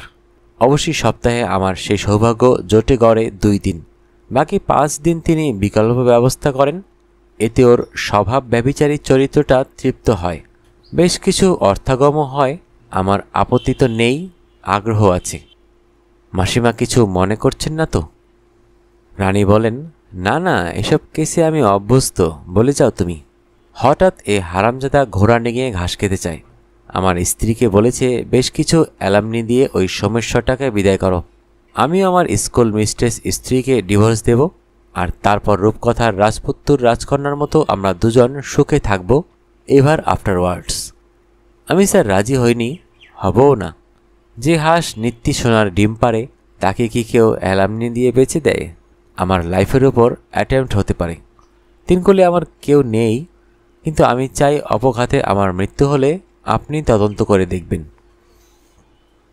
Have you finished? Yes sir, এবার আপনার মতামত শুনতে চাই। তুমি যা বললে আমি শুনে গেলাম। কেস নেই আর না নেই এটা আপাতত কনফিডেন্সিয়াল। এখন আমার ঘুমের সময়, ভেবেচিন্তে তোমাকে পরে জানাবো। Thank you sir. হঠাৎ কোথাও কিছু নেই, নিচু হয়ে পদধূলি নিয়ে দ্রুত প্রস্থান করল সোমেশ্বর ইয়েল লকওয়ালা দরজাটা টেনে দিয়ে। রাত 8টা, কৃষ্ণা ত্রয়োদশীর রাত্রি, কিন্তু নির্মেঘ আকাশে একটিও তারা দেখা যাচ্ছে না। হোটেলের সম্মুখস্থ মার্কারি ভেপার ল্যাম্পের দৌরাত্মে ওরা সবাই বসেছিলেন হোটেলের সামনে পড়ছে, কেউ কেউ সামনের বালুবেলায় ছাতার নিচে। হঠাৎ দুম করে লোডশেডিং হয়ে গেল। তৎক্ষণাৎ লাফিয়ে উঠলেন বাসু সাহেব, তুলে নিলেন এক হাতে ছোট টর্চটা, অন্য হাতে কর্নেলের বাইনো। পরিত মরি ছুটলেন নির্জন সৈকতে। কি হলো বলে পিছন পিছন ছুটে এলো Koushik. Look at that celestial cup overturned on the face of the sea. আমার দৃষ্টিতে ওরা হঠাৎ ফুটে ওঠা এক ঝাঁক অচেনা তারা, আর ওর কাছে সবাই হারানো বান্ধবী। নাগরিক আলো রোশনাইয়ে ওরা ছিল বোরখা ঢাকা। সূর্য এখন বৃষ রাশিতে, ওই তো পশ্চিম দিগল্লয় সিংহরাশির মঘা রেগুলাস। উত্তর আকাশে ডেনেপ অভিজিৎ, দক্ষিণ আকাশে বৃশ্চিক রাশি জলজল করছে। তার মধ্যমণিকা অ্যান্টেরিস জ্যেষ্ঠা। বুটস নক্ষত্রমণ্ডলী দুহাত বাড়িয়ে প্রতীক্ষমানা সাতী। পরপর দুটি ঘটনায় তন্ময়তা কেটে গেল বাসু সাহেবের। প্রথমত লোডশেডিং শেষ হলো, বাতি জ্বলে উঠল। দ্বিতীয়ত একটা টাটা সুমো গাড়ি এসে দাঁড়ালো পোর্চের কাছে। গাড়ি থেকে নেমে এলো ওরা দুজন। মালপত্র কিছু নেই, দুজনেরই কাঁধে দুটি হাত ব্যাগ। অনামিকার পরনে এখন নীল রঙের একটা জর্জের বেনারসি, ম্যাচিং ব্লাউজ আর নীল হাই হিল, নীল হাতবটুয়া। গেন্সব্রো ওকে দেখলে ব্লু বয়ের পরিপূরক একটা ব্লু গার্ল এর ছবি আঁকতেন হয়তো, আর পঞ্চতন্ত্রের লেখক দেখলে লিখতেন সা নীলিবর্ণা সঞ্জাত। হাতবটুয়া খুলে ড্রাইভারকে টাকা মিটিয়ে দিল অনামিকা। তারপর চোখ তুলেই দেখতে পেল সামনে দাঁড়িয়ে আছে সোমেশ্বর। আদুরে গলায় সে বলতে গেল, oh how you missed it darling, Chilika age. কথাটা তার শেষ হলো না, সোমেশ্বরের চোখে চোখ পড়ায়। সোমেশ্বরের দক্ষিণ তর্জনীতে একটা চাবি দোদুল্যমান। ঠান্ডা গলায় সে বললে, ন্যাকামি যথেষ্ট হয়েছে, এবার ঘরে যাও, জামা কাপড় ছাড়োকে। অনামিকা কি একটা কথা বলতে গেল প্রত্যুত্তরে, তারপর লঘুরাহত কুক্কুরের মতো মাথা নিচু করে স্থান ত্যাগ করল। সোমেশ্বর এগিয়ে এলো এক পা, সমরেশের কাঁধের উপর রাখল একটা বাঘের থাবা। তারপর মিহি গলায় বললে, তারপর মিস্টার শৌরের বাচ্চা, আপনি কি স্থির করলেন নিজে থেকেই নামবেন নাকি আমাকেই সেটা করতে হবে? সমরেশ নিশ্চয়ই গিল্ট কনসাস। আমতা আমতা করে বলে, এসব আপনি কি বলছেন মিস্টার ঘোষাল? কোথা থেকে নামব? আমার বিবাহিতা স্ত্রীর স্কন্ধ থেকে? নিজেই নামবেন না আমি ঘাড় ধরে নামাবো? আমি আমি আমার কি দোষ? আপনি মদের খোয়ারে উঠতে পারলেন না, আমার স্ত্রী অসুস্থ হয়ে পড়লেন, তাহলে আপনি গোটা ট্রিপটা ক্যান্সেল করলেন না কেন? আমরা কাল যেতাম অথবা পরশু। বাহ, অনেক টাকা যে অগ্রিম দেওয়া ছিল সেটা তো দিয়েছিলেন আমার স্ত্রী, আপনি নয়। কারেক্ট। তাহলে প্রশ্নটা আপনার স্ত্রীকেই করবেন, আমাকে কেন? আপনাকে শুধু সাবধান করে দিতে চাই, পর স্ত্রীর সঙ্গে কিছু ফুর্তি ফার্তা করতে চান করুন, যদি আপনার স্ত্রীর আপত্তি না থাকে। কিন্তু মনে রাখবেন, আমার বিবাহ বিচ্ছেদ বিশারদা স্ত্রী এবার তার 7 পাকে বাধা বাঁধনটা ছিঁড়তে পারবেন না। আপনি যদি কোনো প্রফেশনাল কিলারকে এঙ্গেজ করেন, তাহলে তাকে কাইন্ডলি জানিয়ে দেবেন যে তার টার্গেটের হিপ পকেটে সবসময় একটা লোডেড যন্ত্র থাকে, সেটা হিসাব করে যেন সে ফিটা স্থির করে। হিপ পকেট থেকে একটা ছোট্ট কোল্ট পিস্তল বার করে সে শূন্যে ছুড়ে দিয়ে ফের লুফে নিল। সমুদ্র গর্জনে সব কথা হয়তো শোনা যাচ্ছিল না, কিন্তু অধিকাংশই শ্রুতিগোচর হচ্ছিল একসার দর্শকবৃন্দের শ্রুতিতে। এবার সেদিকে ফিরে সমরেশ বললে, আপনারা দেখুন, উনি রিভলভার দেখিয়ে আমাকে ভয় দেখাচ্ছেন। হঠাৎ লাফিয়ে উঠলেন কর্নেল সমাদ্দার। এক পা এগিয়ে এসে বলে ওঠেন, yes, you can't do that, that's a criminal offence. Someshwar বললে, থানা তো কাছেই, একটা এফআইআর দাখিল করে আসুন না স্যার, স্বয়ং ব্যারিস্টার সাহেবই তো সাক্ষী আছেন। পিস্তলটা হিপ পকেটে ভরে সে ফিরে চলল নিজের ঘরে। রাত্রে ডিনার টেবিলে সবার খেয়াল হলো 4 জন বোর্ডার অনুপস্থিত, দুজোড়া কর্তাগিন্নি। তারা বোধ করি একটু আড়ালে থাকতে চায়, অন্তত একটা রাত। তাই দূরভাষণে অর্ডার দিয়ে নৈশহার নিজেদের ঘরে নিয়ে যাবার ব্যবস্থা করেছে। পরদিন অতি প্রত্যুষ। হোটেলের প্রধান ফটক তখনও তালাবন্ধ। বাসুকে দেখে সিকিউরিটির লোকটা ঘুম জড়ানো চোখে সোফা থেকে উঠে দাঁড়ালো। প্রশ্ন করে, সানরাইজ দেখবেন স্যার? লেকিন এখনো 20-22 মিনিটের আছে। বাসু বললেন, তা হোক, গেটটা খুলে দাও তুমি, সকালের ওজন নেব একটু লাংসে। লোকটা কিছুই বুঝল না, অবাক হয়ে তাকালো। বাসু সাহেব এক হারা মানুষ, তিনি কেন ওজন নিয়ে ব্যস্ত হচ্ছেন? যা হোক, সে খুলে দিল দরজা। বাইরে আসতেই ঠান্ডা বাতাসের একটা ঝাপটা লাগলো মুখে। সেটা উপভোগ করলেন। মার্কারি ভেপার ল্যাম্পটা নেভানো, তাই আবার এক আকাশ তারা। তবে যারা ছিল সন্ধ্যার সাক্ষী তারা অস্তমিত। উঠে এসেছে নতুন তারার এক ঝাঁক প্রজাপতি। সামনের পিচ ঢালা রাস্তায় নেমে পড়লেন। শেষ রাতের হিমেল আর্দ্র বাতাসটা উপভোগ করতে করতে হনহনিয়ে এগিয়ে চললেন। সূর্যোদয় আজও দেখা যাবে না। পূব আকাশে মেঘ আছে। হঠাৎ আধো আলো আধো অন্ধকারে বাসু সাহেবের নজর হলো হোটেল থেকে চাদর মুড়ি দেওয়া কে একজন এগিয়ে আসছে। খর্বকায় ব্যক্তি, বোধহয় আলখাল্লা জাতীয় কিছু পরা। আরও একটু কাছে আসতে বাসু বুঝতে পারলেন ওটা আলখাল্লা নয়, গাঢ় রঙের নাইটি। আর সেই সঙ্গে চিনেও ফেললেন ওকে, অর্পিতা পালিত। একটি ছাতার তলায় শিশির ভেজা চেয়ারেই বসে পড়লেন উনি। অর্পিতা এগিয়ে এসে নীরবে বসল তার পাশের চেয়ারে। দুজনেই প্রথমে নীরব, শেষে বাসু বলেন, কিছু বলবে আমাকে? সেই জন্যই তো ছুটে এলাম। আমি জানি আপনি খুব ভোরে বেড়াতে আসেন। বলো, এখন আমি কি করব sir? Back to square one. এর প্রশ্নের জবাব তো কালই দিয়েছি, তুমি শুনলে না। আজও ওই একই পরামর্শ দেব। আমার আশঙ্কা এবারেও তুমি শুনবে না। কিন্তু কি করে যাব? ও যে কিছুতেই রাজি হচ্ছে না। বুঝলাম, আমার কতগুলি প্রশ্নের জবাব দাও তো অর্পিতা। কাল সকালে তুমি ভুল করে ব্রজবাবুর চাবিটা নিয়ে চলে গেলে, তারপর কি হলো? কি করলে তুমি? ডায়াজিন ট্যাবলেটটা খেলাম, ঘুমের ওষুধটাও খেলাম, তারপর শুয়ে পড়লাম। পাক্কা 4 ঘন্টা টানা ঘুমিয়েছি। না, তা তুমি ঘুমাওনি। 10:30 নাগাদ হোটেল ম্যানেজমেন্ট থেকে ওরা ডুপ্লিকেট চাবি দিয়ে তোমার ঘরটা খুলেছিল। তখন তো তুমি ঘরে ছিলে না। 10:30টার সময়? ও হ্যাঁ, একবার বার হয়েছিলাম বটে, কলকাতায় একটা এসটিডি করতে। কাকে? তার নাম্বারটা কত?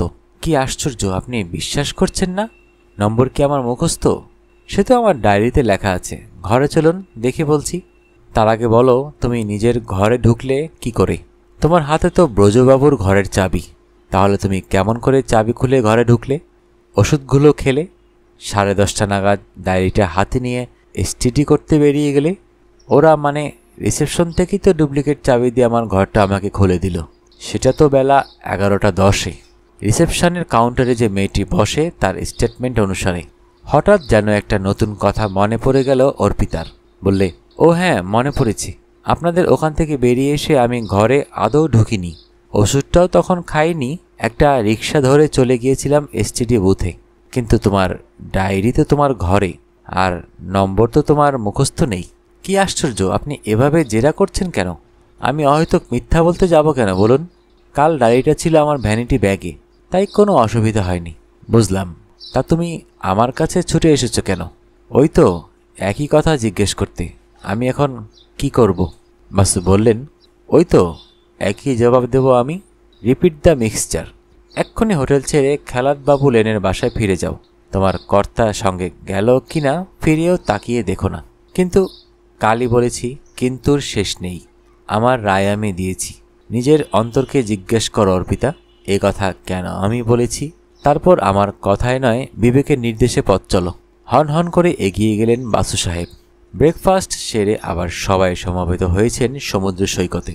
তবে আবার সবাই অবাক হয়ে লক্ষ্য করলেন দাবার ছকটা পেতে ওরা দুজন আপন মনে খেলছে। কি বিচিত্র মনুষ্য চরিত্র! কাল রাতে যারা লড়াই কাজিয়ার চূড়ান্ত করেছে, তারা আজ এভাবে দাবা খেলে কি করে? প্রশ্নটা বান্ধবীকে জিজ্ঞাসা করো পায়েল। ওদের কি হায়া কায়া লজ্জাসরম কিছুটি নেই? সুদীপা প্রতি প্রশ্ন করে। তুই বনফুলের দৈরথ পড়েছিস? না। এ কথা কেন? পড়া থাকলে বুঝতে পারতিস। হঠাৎ কর্নেল সাহেব বলে ওঠেন, আজ ড্রিঙ্কসটা স্ট্যান্ড করব আমি। তবে আমি বুড়ো মানুষ। কৌশিক, তুমি জেনে নাও কে কি খাবে, ইন্তজাম করো। সমরেশ বলে, আমিও আপনার সঙ্গে যাচ্ছি কৌশিকবাবু। সোমেশ্বর বলে, বাহ, খেলাটা ও আপনার বুঝি নজরে পড়েনি? এই ঘোড়ার কিস্তিতেই তো আপনি মাত, আবার চালটা ভুল দিয়েছিলেন আপনি। সোমেশ্বর হতাশ, বলে, ভেত্তেরি। পরপর দুবার মাত হয়ে গেলাম। ইতিমধ্যে কৌশিক সংগ্রহ করে জেনে নিয়েছে কে কি নেবে। সকলেই নিজ নিজ পছন্দমতো ড্রিঙ্কস নিয়েছেন। দিদিমণিদ্বয় আজ ভদকা পরক করতে রাজি হয়েছেন, তবে এক এক পেক মাত্র। বাসু, কর্নেল আর ব্রজবাবু নিয়েছেন মাছরাঙা। পার্থক্যের মধ্যে সোমেশ্বর আজ আর হুইস্কি নেয়নি, নিয়েছে জিন উইথ ফ্রেশ লাইম। আজ আরও একটা ব্যতিক্রম হলো। ঘি রঙের একটি বালোচুরি পরে হঠাৎ ভিতর দিক থেকে বার হয়ে এলো অনামিকা। অ্যামিট্রায়ের ভাষায় এই তো আগমন নয়, আবির্ভাব। যুক্তকর বুকের সামনে তুলে অনামিকা বললে, আপনাদের কারো সঙ্গে আমার আলাপ হয়নি, দোষটা আমারই। সেই ত্রুটি সংশোধন করতে এলাম, সকলের সঙ্গে পরিচিত হতে। কি জানেন, আমি লোকটা স্বভাবতেই আত্মকেন্দ্রিক, ইন্ট্রোভার্ট, লোকজনের সঙ্গে সহজে মিশতে পারি না। সুদীপা এ সুযোগ ছাড়ল না, বলে, তাই বুঝি? অর্পিতাপতির সঙ্গে আপনার দ্রুত গড়ে ওঠা বন্ধুত্বে আমরা সেটা ঠিক বুঝে উঠতে পারিনি। অনামিকা অবাক হয়ে বলে, অর্পিতাপতি? তার মানে? অর্পিতার পতি, আমি ষষ্ঠী তৎপুরুষে বলেছি, অর্থাৎ সমরেশবাবু। অনামিকা বুঝতে পারে এরা ওর লেগ পুলিং করছে। সোমেশ্বরের কথা মতো এ ধাসটামো না করলেই ভালো হতো, কিন্তু এখন আর পিছানো চলে না। সুদীপার দিকে ফিরে বলে, আই অ্যাম সরি অর্পিতাদি, অনেক আগেই আমার উচিত ছিল আপনার সঙ্গে আলাপ করা। সমরেশ আপনার কথা তো সব সময়ে বলে। সুদীপা প্রতি নমস্কার করে বলে, আমার নাম সুদীপা বাগচি। অনামিকা বিহব্বল হয়ে ইতিউতি চাইতে থাকে। করুণা হয় রানী দেবীর। অর্পিতার পিঠে একটি হাত রেখে বলেন, এর নাম অর্পিতা, ভারী ভালো মেয়ে। দুজনেই দুজনকে হাত তুলে শুধু নমস্কার করে, কারো কণ্ঠে কথা ফোটে না। ধপ করে বসে পড়ে অনামিকা।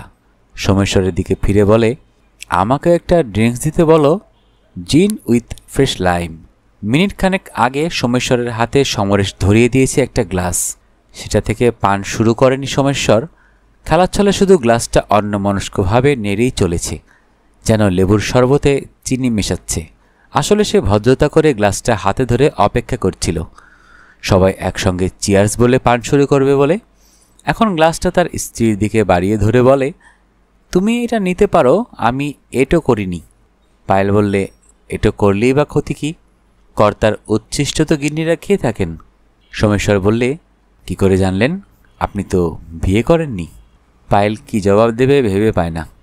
সুজাতা তার সাহায্যে এগিয়ে আসে, বলে, বাসি বিয়ের দিন কর্তার পাতাতেই তো নববধূকে খেতে হয়, এ তো সবাই জানে। রানীদেবী সচরাচর এসব তর্কাতর্কিতে থাকেন না। আজ আগ বাড়িয়ে বললেন, মনুসহিংসতার গৃহ্যসূত্রে বলা হয়েছে, ভুক্তে বাছিষ্টং বর্ধে দদাত। পানীয় গ্লাসটা তখনও সোমেশ্বরের হাতে ধরা, যেন এই বিতর্ক শেষ না হওয়া পর্যন্ত গ্লাসটা সে হস্তান্তর করবে না। বলে, তার মানে? রানী ব্যাখ্যা দেন, গৃহ্যসূত্রাকার শিষ্যকে বলছেন, বাপু হে, আহার আনতে যা খেতে পারলে না, সেই ভুক্তাবশিষ্ট সমেত এটো পাতাখানা স্ত্রীকে ধরিয়ে দেবে। সুদীপা বাংলায় এমএ, সে আর নিশ্চুপ বসে থাকতে পারল না। বলে ওঠে, ওসব হচ্ছে উইমেন্স লিভ এর আগের জামানার কথা মাসিমা, এখন কর্তারাও হামেহাল গিন্নির এটো খেয়ে থাকেন। সোমেশ্বর একই প্রশ্ন করে, আপনি বা কি করে জানলেন? আপনারও তো ব্যক্তিগত অভিজ্ঞতা নেই মিস বাগচি। সুদীপা চটজলদি জবাব দেয়, ওটা আপত্তিকর হলে বাংলা সাহিত্যে বঙ্কিম থেকে রবীন্দ্রনাথে আমরা মুখচুম্বন শব্দটা পেতাম না। সেই আনন্দঘন মুহূর্তে কে কার উচ্ছিষ্ট পান করে বলুন? আমার না থাক, আপনার তো সে অভিজ্ঞতা আছে। রানী ছদ্ম ভৎসনা করে ওঠেন। মেয়েটার মুখেও কোনো আর নেই। সোমেশ্বর যেন পরাজয় মেনে নিয়ে এতক্ষণে গ্লাসটা অনামিকাকে হস্তান্তর করে। ইতিমধ্যে সমরেশ আরেকটি জিন উইথ লাইম সোমেশ্বরের টেবিলে নামিয়ে রেখেছে।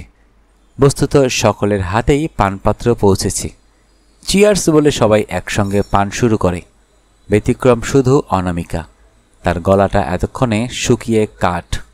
মদ্যপানে সে অভ্যস্ত।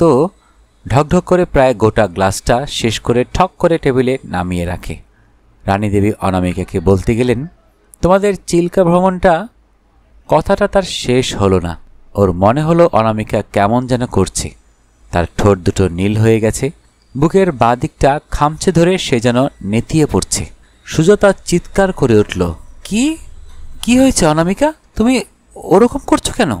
সবার দৃষ্টি ঘুরে গেল অনামিকার দিকে। অনামিকা ততক্ষণে প্রায় শুয়ে পড়েছে। ঠোঁট দুটো অল্প ফাঁক হয়ে গেছে, মুখটা নীল, শিবনেত্র প্রায়। সোমেশ্বর তার উপর ঝুঁকে পড়ে বলে, কি কষ্ট হচ্ছে অনু? বুঝতে পারছি না, বুকে অসহ্য যন্ত্রণা। ওই ড্রিঙ্কসটাতেই। এই এই জিনটার কথা বলছো? বহু কষ্টে মাথা নাড়িয়ে অনামিকা জানালো, হ্যাঁ তাই। কিন্তু ওটা তো আমার হাতে ধরিয়ে দিয়েছিল Samaresh. Yes, it was my glass. Good god! হঠাৎ লাফিয়ে উঠল সে।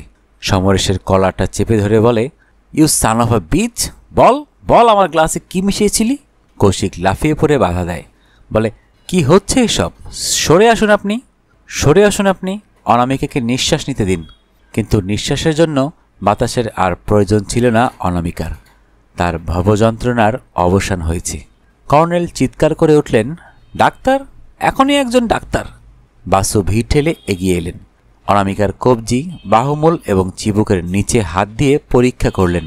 তারপর উঠে দাঁড়িয়ে বললেন, সরি, শি হ্যাজ এক্সপায়ার্ড। ঘণ্টা দুয়েক পরের কথা। হোটেলের হাউস ডক্টর এসে সরকারিভাবে অনামিকাকে মৃত ঘোষণা করে গেছেন। থানা থেকে দুজন অফিসার এসেছিলেন। তারাও মৃতদেহ পরীক্ষা করলেন, ফটো নিলেন, মৃতদেহকে মর্গে পাঠাবার ব্যবস্থা করলেন। একে একে সকলেরই জবানবন্দি নেওয়া হলো। হ্যাঁ, এটা ফ্যাক্ট যে সমরেশ একটা ট্রেতে ৫-৭টি পানীয় সাজিয়ে নিজ হাতে বার থেকে লাউঞ্জ পার হয়ে পর্টিকোর জমায়েতে নিয়ে এসেছিল। সোমেশ্বর ট্রে থেকে যে কোনো একটি গ্লাস তুলে নেয়নি, বরং সমরেশই ওই বিশেষ গ্লাসটি তার হাতে ধরিয়ে দেয়। বার থেকে লাউঞ্জ পার হয়ে বাইরে আসতে যে ১.৫-২ মিনিট সময় লাগে, সে সময় সমরেশ একাই ছিল। কৌশিক তখন বার কাউন্টারে। ফলে এইটুকু সময়ের মধ্যে সমরেশের পক্ষে কোনো নির্দিষ্ট গ্লাসে ১ পুরিয়া বিষ মিশিয়ে দেওয়া অসম্ভব কোনো কাজ নয়। তবে কেউ তাকে এ কাজ করতে দেখেনি। এটাও সবাই দেখেছে যে সমরেশ যে গ্লাসটা সোমেশ্বরের হাতে দিয়েছিল, সেটাই সোমেশ্বর তার স্ত্রীকে দেয় এবং অনামিকা সেই গ্লাস থেকে পানীয়টা অতি দ্রুত খেয়ে ফেলে। থানা অফিসার প্রতিটি ঘর সার্চ করেছেন। একটি বিচিত্র বস্তু তিনি আবিষ্কার করেছেন সমরেশদের ঘর থেকে। সমরেশেরই সুটকেসের একটা সিক্রেট পকেট থেকে ১ ফায়াল ওষুধ, ডিজিটালিস গ্রুপের ওষুধ, নাম স্টেফেলথিন। ঔষধ বটে, তবে তীব্র বিষও। অ্যাকিউট হার্ট পেশেন্টদের চিকিৎসায় তার অত্যন্ত সীমিত ব্যবহার। সাধারণ মানুষের ব্যাগে সেটা থাকার কথা নয়। নির্মাণকারীর মুদ্রিত তথ্যে জানা যাচ্ছে ওটা ১০০ গ্রামের প্যাক, তার আধা আধি ফাঁকা। জানা গেল ২০ গ্রামই ফেটাল ডোজ, অর্থাৎ ২০ গ্রামই মৃত্যুবাহী বিষ। সমরেশের বক্তব্য, সে ওটার কথা কিছুই জানে না। সে ওটা কেনেনি, দেখেনি, তার সুটকেসে রাখেনি। তার তালাবদ্ধ ঘরে অন্য কেউ ওই সিক্রেট ডয়ারে ওটা রেখে গেছে, এটা পুলিশ বিশ্বাস করেনি। ফলে সমরেশকে পুলিশে গ্রেপ্তার করে নিয়ে গেছে। প্রায় উন্মাদিনীর মতো কাঁদতে কাঁদতে অর্পিতা ছুটে এসেছিল বাসু সাহেবের ঘরে। আপনি ওকে বাঁচান মেসোমশাই, ও এ কাজ করেনি, করতেই পারে না। হাঁটু কেড়ে বসে জড়িয়ে ধরে ওর পা দুটো। বাসু বলেন, উঠে বসো অর্পিতা, পাগলামি করো না। আমি কথা দিচ্ছি সমরেশের জন্য আমি যথাসাধ্য করব। আপনাকে কত রিটেইনার দেব মেসোমশাই? এখন নয়, আগে হাজতে গিয়ে ওর সঙ্গে কথা বলি। সে নিজ মুখে আমাকে বলুক যে সে এই কাজ করেনি।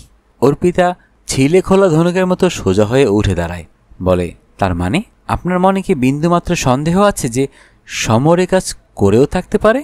না, নেই। আমার বিশ্বাস ও নির্দোষ, কিন্তু এটাই আমার কাজের ধারা। তুমি যাও অর্পিতা, নিজের ঘরে বিশ্রাম নাও গে, যাও। আমাকে একটু নিরিবিলি চিন্তা করতে দাও। লাঞ্চে অধিকাংশই কোনো রকমে পিত্তি রক্ষা করে গেলেন। সকলের সব অনুরোধ উপেক্ষা করে অর্পিতা অনশনে রইল। ঘরে ডোন্ট ডিস্টার্ব বোর্ড টাঙিয়ে ভিতর থেকে ছিটকিনি দিল। সোমেশ্বরও লাঞ্চে গেল না। একটা জনি ওয়াকারের বোতল আর ৩-৪টা সোডা বার কাউন্টার থেকে নিয়ে অর্গলবদ্ধ করে নিজেকে স্বেচ্ছাবন্দী করল। কৌশিক বাসুকে বলল, চলুন মামু, যা হোক মুখে দেওয়া যাক। বাসু বললেন, তোমরা ৩ জনে কিছু খেয়ে এসো, আমার জন্য ১ প্লেট স্ন্যাক্স ঘরে পাঠিয়ে দাও। তুমি কি দিনের বেলা ওই সিভ্যাস রিগালের বোতলটা বের করতে চাও নাকি? রানীর সশঙ্ক জিজ্ঞাসা। বাসু বিনীতভাবে বললেন, please Ranu, it's a day of exception. বিকেল 4টা নাগাদ ওর ঘরের টেলিফোনটা বেজে উঠল। দুজনের কারো ঘুম হয়নি। বাসু সাহেব ফোনটা তুলে আত্মপরিচয় দিতেই ও প্রান্ত থেকে রিসেপশনিস্ট জানালো যে গঞ্জাম থেকে এসপি মিস্টার এম পানিগ্রাহী এসেছেন বাই রোড। নিহত ব্যক্তিটি পশ্চিমবঙ্গের একজন সেলিব্রিটি শুনে এবং মৃত্যুটা রহস্যময় একথা জানতে পেরে হোটেলে এসে তিনি জানতে পেরেছেন বোর্ডারদের মধ্যে ক্যালকাটা বারের অতি বিখ্যাত ক্রিমিনাল সাইড ব্যারিস্টার PK বাসুও আছেন। তাই তিনি বাসু সাহেবকে সেলাম দিয়েছেন তিনি যদি কাইন্ডলি। সন্ধ্যা 5টা। দীর্ঘ 1 ঘন্টা একটি রুদ্ধদ্বার কক্ষে ওরা 3 জন কী সব পরামর্শ করলেন। লোকাল থানা officer mister Vinayak Pandey, SP Panigrahi আর বাসু সাহেব। ম্যারাথন ডিসকাশন এক সময়ে শেষ হলো। ওরা 3 জনে বার হয়ে এলেন। এসপি দৃঢ়ভাবে বাসু সাহেবের করমর্দন করে বললেন, অশেষ ধন্যবাদ। ঘটনাচক্রে আপনি উপস্থিত না থাকলে হয়তো ভুল পথে কেসটা পরিচালিত হতো। ওরা চলে গেলেন। ইন্টারোগেশনের জন্য অর্পিতা আর সোমেশ্বরকে থানায় নিয়ে গেলেন। আগেও এদের দুজনের জবানবন্দি নেওয়া হয়েছে, কিন্তু এই দীর্ঘ আলোচনার সময় এমন কিছু তথ্য জানা গেছে যে এসপি মনে করছেন ওদের দুজনকে থানায় নিয়ে গিয়ে আরও নিবিড়ভাবে জিজ্ঞাসাবাদ করা দরকার। বাসু নিজের ঘরে গিয়ে দেখলেন সেটা তালাবন্ধ। সব ঘরই তাই। বুঝলেন সব আবাসিকই সমাবেত হয়েছেন বাইরের পোর্চে। অগত্যা সেদিকেই এগিয়ে গেলেন তিনি। হ্যাঁ, যা আশা করেছিলেন, আজ তার ছাতার তলায় কেউ যায়নি। পোর্চেই ছড়িয়ে ছিটিয়ে বসেছে। আজ আর অ্যাপিটাইজারের কথা কারও মনে পড়েনি। তাস দাবার আসরও বসেনি। ছোট ছোট গ্রুপে নিচু গলায় সারাদিনের অদ্ভুত ঘটনাগুলির রোমন্থন হচ্ছে। ওই সঙ্গে মানব চরিত্রের বৈচিত্র্য, অর্পিতার দুর্ভাগ্য, সমরেশের নজিরবিহীন ব্যভিচার আর অনামিকার। না থাক, আহা, মেয়েটা তো প্রাণ দিয়ে প্রায়শ্চিত্তই করে গেল। বাসু সাহেবকে দেখে ঝিমিয়ে পড়া জটলাটা উৎসাহিত হয়ে ওঠে। বাসু দ্রুত চোখ বুলিয়ে দেখে নিলেন প্রতিদিনের আড্ডাধারীদের মধ্যে 4 জন মাত্র অনুপস্থিত। সোমেশ্বর, অর্পিতা, সমরেশ আর অনামিকা। ব্রজদুলাল বললেন, আপনার সেই ভবিষ্যৎবাণীটা দারুণভাবে বলে গেল। সাইক্লোন একটা আসছে, কারগর ভাঙবে তা এখনই বোঝা যাচ্ছে না। বাসু বললেন, সবটা প্রথমেই বোঝা যায় না, তাহলে তো দুর্ঘটনাটা এড়ানোই যেত। কর্নেল বলেন, শুনলাম অর্পিতা আপনাকে সমরেশের তরফে লিগ্যাল কাউন্সিলর হিসেবে রিটেন করতে চেয়েছিল, আপনি নাকি রাজি হননি? বাসু কৃপা সঞ্চালনে স্বীকার করলেন। কর্নেল শখেদে বললেন, কি করেই বা করবেন? সমরেশ যে অপরাধী এটা তো পরিষ্কার বোঝা যাচ্ছে। সোমেশ্বর 5-10 লাখ টাকা পেলেও অনামিকাকে ডিভোর্স দিত না, তাই তাকে দুনিয়া থেকে। বাসু বাধা দিয়ে বললেন, সমরেশের জামিনের ব্যবস্থা হচ্ছে, কাল সকালে সে ছাড়া পেয়ে যাবে। কর্নেল পুনরায় বলেন, সাময়িকভাবে জামিনে ছাড়া পেলেও শেষ পর্যন্ত ওকে শাস্তি পেতেই হবে, কঠিন শাস্তি। It's a clear case of murder. মানছি খুনই, কিন্তু খুনটা করল কে? অবভিয়াসলি সমরেশ, আবার কে? বাসু বলেন, একটা কথা আমাকে বুঝিয়ে বলুন তো কর্নেল সমাদ্দার। আপনাদের সকলের মতে, পুলিশের মতেও সমরেশ বিষটা মিশিয়েছিল, ধরিয়ে দিয়েছিল সোমেশ্বরের হাতে। কারণ সোমেশ্বর মারা গেলে সে অর্পিতাকে ডিভোর্স করে ওই অত্যন্ত ধনী সুন্দরী গ্ল্যামারাস মেয়েটিকে বিয়ে করতে পারে, এই তো? তাহলে সে যখন স্বচক্ষে দেখল যে সোমেশ্বর সেই বিষ মিশ্রিত পানীয়টি অনামিকার হাতে ধরিয়ে দিচ্ছে, তখন সে ঝাঁপিয়ে পড়ে বাধা দিল না কেন? ওতে একটা মাছি পড়েছে এই অজুহাতে। কেউ কোনো জবাব দিলেন না। বাসু বলে চলেন, এ প্রশ্নের জবাব নেই, পানিগ্রাহীও খুঁজে পাননি। সেকেন্ডলি, ওই বিষের ফায়াল থেকে 50 গ্রাম বার করে নিয়ে কোন মূর্খ সেটা নিজের সুটকেসের সিক্রেট ড্রয়ারে লুকিয়ে রাখবে? এটা বিশ্বাসযোগ্য? ব্রজদুলাল বলেন, কিন্তু সেখানেই তো ওটা পাওয়া গেছে, ওর তালাবদ্ধ ঘরে। ওর তালাবন্ধ সুটকেসের সিক্রেট প্যাকেটে কে সেটা লুকিয়ে রাখতে পারে বলুন? সে ছাড়া আরও একজনের পক্ষে তা সম্ভব ছিল। ঘরের চাবি যার হেফাজতে, হামেহাল আসে সুটকেসের চাবিটাও এবং স্বামীর সুটকেসে সিক্রেট পকেট কোথায় আছে তা একজনের পক্ষেই জানা সম্ভব। কর্নেল বলেন, অর্পিতা? বাহ, তার কি স্বার্থ? কৌশিক বলে, আমারও একবার তাই মনে হয়েছিল। এটা একটা সুপরিকল্পিত জয়েন্ট অ্যাডভেঞ্চার। দুজনের মিলিত প্রচেষ্টায় এটা ধরে নিলে অনেক সমস্যার সমাধান হয়ে যায়। প্রথমত, অনামিকা বিষ মিশ্রিত পানীয়টি পান করছে সচক্ষে দেখেও কেন সমরেশ ঝাঁপিয়ে পড়ে বাধা দেয়নি? দ্বিতীয়ত, সোমেশ্বর পানীয়টা হাত বাড়িয়ে নিয়েও কেন চমক দেয়নি? নানান কথাবার্তায় সে দেরি করাচ্ছিল আর ক্রমাগত, হ্যাঁ আমি লক্ষ্য করে দেখেছি, ক্রমাগত হাতের গ্লাসটা নাড়াচ্ছিল, যেমন করে আমরা লেবুর শরবতে চিনি মিশিয়ে নাড়তে থাকি। তৃতীয়ত, কেন হত্যাকারী অত বড় কনক্লুসিভ এভিডেন্সটা নিজের হেফাজতে লুকিয়ে রাখবে? বঙ্গোপসাগরে ছুঁড়ে ফেলে দেবে না? মানে 50 গ্রামের পুড়িয়াটা বানানোর পর। ফোর্থলি, কিভাবে ওটা তার সুটকেসের সিক্রেট ড্রয়ারে স্থান লাভ করলো? আমার শুধু একটা প্রশ্নের সমাধান হচ্ছিল না, কেন? হোয়াই? কি জন্যে? দুজনে জয়েন্টলি এই দুঃসাহসিক কাজটা কেন করবে? স্বার্থটা কার? বাসু বললেন, পার্টনার ইন ক্রাইম, দুজনেরই স্বার্থ এতে জড়িত। সোমেশ্বর তার ব্যভিচারিণী স্ত্রীকে বরদাস্ত করে শুধু টাকার জন্য। বউটা মরে গেলে সেই একমাত্র ওয়ারিশ, কিন্তু স্ত্রীর অপঘাত মৃত্যু হলে পুলিশ তাকেই সন্দেহ করবে, যেহেতু সেই একমাত্র ওয়ারিশ। তাই দুর্ঘটনাটা সর্বসম্মুখে হতে হবে। ওদিকে অর্পিতাও তার ব্যভিচারী স্বামীকে নিয়ে বীতশ্রদ্ধ, বিরক্ত। অপরের সুন্দরী স্ত্রী দেখলেই সমরেশের মাথা ঘুরে যায়। আবার অনামিকা প্রথম দর্শনে অর্পিতাকে চিনতে পারেনি। সুদীপাকে ভেবেছিল সমরেশের স্ত্রী, অথচ অর্পিতা আর সোমেশ্বর পরস্পরকে চিনত গোপালপুর অন সিতে আসার আগেই। কর্নেল বলেন, সেটা কি করে বুঝলেন? কোনো প্রমাণ পেয়েছেন? একেবারে সেই প্রথম দিনের ঘটনাগুলো পুঙ্খানুপুঙ্খভাবে ভেবে দেখুন। সোমেশ্বর এগিয়ে এসে আমাদের সকলের সঙ্গে আলাপ করল, বলল সে শ্রুতিধর নয়, নামগুলো তার সব মনে থাকবে না। স্মরণ করে দেখুন, সে সময় সমরেশ উপস্থিত ছিল, কিন্তু অর্পিতা তার জামাকাপড় সুইমিং কস্টিউম আনতে ঘরে গেছিল। সোমেশ্বর একে একে সকলের সঙ্গে পরিচিত হচ্ছে, কর্নেল আগ বাড়িয়ে পরিচয়গুলি করিয়ে দিচ্ছেন। সেই খণ্ড মুহূর্তটাকে স্মৃতির মণিকোঠা থেকে ফিরিয়ে আনুন। কর্নেল বললেন, কৌশিক সুজাতার সঙ্গে আছে একটি কিউট বাচ্চা, কি নাম যেন? সুজাতা বলেছিল মিঠু। কর্নেল কিউটটা তুলে নিলে বলেন, হ্যাঁ মিঠু। আর ইনি ব্রজদুলাল বাবু, এসেছেন একাই। এছাড়া আছে আরেকটি কাপল, সমরেশ আর ওই তো নাম করতে করতে এসে পড়েছেন ওর বেটার হাফ। মনে করে দেখুন কর্নেল সমরেশের কি উপাধি তা বলেননি। এরপর অনেকে অনেক কথা বলেছে। সোমেশ্বর সবাইকে এক কোর্স করে ড্রিঙ্ক অফার করলো। সুদীপা আর পায়েলকে পিড়াপিড়ি করে জিন নিতে বাধ্য করলো।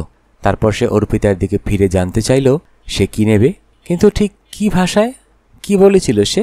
বলুন, এনিবডি? সকলেই মাথা নিচু করে ভাবছে। 3 দিন আগে একটি খণ্ড মুহূর্তের কথা মনে করে বলা প্রায় অসম্ভব। রানী ইতস্তত করে বললেন, আমার যতদূর মনে পড়ে সোমেশ্বর অর্পিতার দিকে ফিরে বলেছিল, আপনি কি নেবেন মিসেস পালিত? লাফিয়ে ওঠেন বাসু।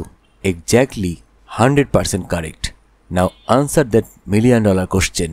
সোমেশ্বর কেমন করে জানল সমরেশের বেটার হাফ পালিত? বোস নয়, ঘোষ নয়, চ্যাটার্জি নয়, পতিতুণ্ডও নয়, পালিত? পূর্ব পরিচিতি ছাড়া এটা হয় না, হতে পারে না। ব্রজদুলাল বললেন, কারেক্ট, ওদের নিশ্চয়ই পূর্ব পরিচয় ছিল। বাসু বলেন, আর সেটা গোপন করার চেষ্টাও প্রকট। আমার মনে আছে অর্পিতা আমার কাছে একবার সোমেশ্বরের সঙ্গে মিস্টার ব্যানার্জি বলে পরক্ষণেই সংশোধন করে নিয়ে বলেছিল মিস্টার ঘোষাল। সকলে চুপ করে ভাবছে কোথাও কোনো অসঙ্গতি আছে কিনা। বাসু আবার বলেন, অনামিকা আর সমরেশ যেদিন চিল্কা যায় সেদিনেই দুজন ষড়যন্ত্রকারী সম্পূর্ণ বহাল তবিয়তে ছিল। সোমেশ্বর আদৌ মদ্যপানে বেহুশ হয়নি, আর অর্পিতারও পেট কামড়ানো শুরু হয়নি। ওরা দুজন কায়দা করে বোকা দুটোকে চিল্কা পাঠিয়ে দিয়েছিল। আমি জানি না, আন্দাজ করছি অর্পিতা আর সোমেশ্বর হয়তো তাদের প্রাকবিবাহ জীবনের প্রেমিক প্রেমিকা। ব্রজদুলাল বাবুর ঔষধ অর্পিতা আদৌ খায়নি। সে সোজা চলে গিয়েছিল সোমেশ্বরের ঘরে। 9টা থেকে 12টা সোমেশ্বরের বাহুবন্ধে। সে জানতই না যে তার হেফাজতে যে চাবিটা আছে তা ব্রজদুলাল বাবুর ঘরের। মামলা যখন আদালতে উঠবে তখন এসব এভিডেন্স খুঁটিয়ে দেখা হবে। কোন দোকান থেকে সে কলকাতায় এসটিডি করে, কত নম্বরে, কার সঙ্গে কথা বলে, পেটের ব্যথা সত্ত্বেও কেন সে টেলিফোন করতে যায়, কি জরুরি প্রয়োজন ছিল। কর্নেল বলেন, দুর্ঘটনাটা এড়ানো যেত না। বাসু বলেন, কি করে যাবে বলুন? ওরা যে কিভাবে খুনের পরিকল্পনাটা ফেঁদেছে তা তো জানি না। আমি ক্রিমিনালদের জোরটা ভাঙতে চেয়েছিলাম। অর্পিতা কলকাতা চলে গেলে সোমেশ্বর ঘাবড়ে যেত, একা হাতে অগ্রসর হতে সাহস পেত না। আর হয়তো সমরেশও ঘাবড়ে গিয়ে কলকাতা ছুটত, কিন্তু অর্পিতা কিছুতেই স্থান থেকে রাজি হলো না। ফাঁসির দড়ি যেন ওকে টানছিল। নিয়তি ছাড়া একে আর কি বলবেন বলুন। সকলেই নতমস্তকে এই নতুন সমাধানটার কথা ভাবছে। বাসু সাহেব উঠে দাঁড়ালেন, বলেন, আর নয়। আপনারা সবাই গোপালপুর অন-সিতে এসেছিলেন কেন? মৃত্যু রহস্যের কিনারা করতে নয়, সমুদ্রের ধারে বেড়াতে। সূর্যাস্ত হতে আরও 5-7 মিনিট। আজ পশ্চিম আকাশে মেঘও নেই। সুতরাং out you go, nature lovers. Sudipa, Payel, তোমরা একদিকে যাও, এই ফুটকিটাকেও নিয়ে যাও সঙ্গে করে। মিঠু রানীর কাছে থাকবে। কৌশিক, সুজাতা, তোমরা যাও ওদিক পানে। ওরা একে একে রওনা হয়ে পড়ে। কর্নেল সাহেবও লম্বা লম্বা পা ফেলে মার্চের ভঙ্গিতে এগিয়ে যান। ব্রজদুলাল বলেন, মিসেস রানী বাসুর মেমোরি তো অসাধারণ। ঠিক বলে দিয়েছেন। বাসু স্ত্রীর দিকে তাকিয়ে মিষ্টি হেসে বলেন, ও শুধু আমার সহধর্মিনী নয়, she is my winsome marrow. Brajadulal হালে পানি পান না। ওয়ার্ডসওয়ার্থ ওর পড়া নেই। তিনি বিজ্ঞের হাসি হাসেন। কি করবেন?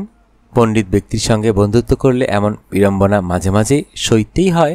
রানী বৃদ্ধ বয়সেও রাঙিয়ে ওঠেন। ব্রজদুলাল নতুন প্রসঙ্গের অবতারণা করেন। আপনার কি মনে হয় সমরেশ আবার বিয়ে থা করে সংসার পাতবে? বাসু বলেন, জানি না, কেমন করে জানব? রানী আগ বাড়িয়ে বলেন, আমার বিশ্বাস সে আর ঘর সংসার করতে চাইবে না। কাল সকালে সে হয়তো ছাড়া পাবে। আমার ধারণা জামিন নয়, পার্মানেন্টলি। ওরা চার্জ ফ্রেম করবেন অর্পিতা আর সোমেশ্বরের বিরুদ্ধে। কিন্তু হোটেলে ফিরে এসে সমরেশ বেচারি কারো দিকে চোখ তুলে চাইতে পারবে না। বাসু বলেন, অর্পিতা জনে জনে তার ব্যভিচারী স্বামীর কেচ্ছার কথা বলে বেড়াতো, চোখের জলে, কিন্তু রসিয়ে রসিয়ে। অথচ ভেবে দেখো, শিল্পীরা কখনো সখনো অমন হয়ে থাকেন। পল গোগা থেকে পাবলো পিকাসো কি তাদের প্রথমা পত্নীর প্রতি একনিষ্ঠ থাকতে পেরেছিলেন? ব্রজদুলাল বলেন, right, I pity him. No sir, প্রতিবাদ করে ওঠেন বাসু। সে শিল্পী আপনার করুণার পাত্র নয়, স্বীকার করি, ও হরিপদ কেরানির চেয়েও বড় জাতের দুর্ভাগা। ঘরেতে এসেছিল সে কুচক্রি খুনির বেশে, পরনে ঢাকাই শাড়ি, কপালে সিঁদুর। তাহলে তো সে করুণারই পাত্র। আবার বলেন ব্রজদুলাল, আগে না। সমরেশ মাথা নিচু করে ফিরে যাবে তার খেলাতবাবু লেনের বাসায়। প্রতিবেশীরা জানতে চাইবে অর্পিতা কোথায়, ও জবাব দিতে পারবে না। কিন্তু মাঝরাতে ও উঠে যাবে ছাদে, মাদুর বিছিয়ে বসবে। তার সেতারে মূর্ছিত হবে সিন্ধু বারোয়ার তান। সে সুরের সপ্তম স্বর্গে মিলেমিশে একাকার হয়ে যাবে সমরেশ পালিত হরিপদ কেরানি আর আকবর বাদশাহ।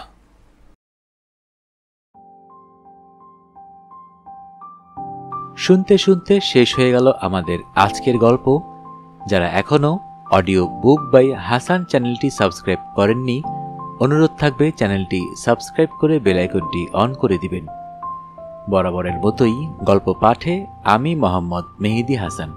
সবাই ভালো থাকবেন, সুস্থ থাকবেন এবং বেশি বেশি করে বই পড়বেন, কারণ বইয়ের চেয়ে ভালো বন্ধু আর হয় না।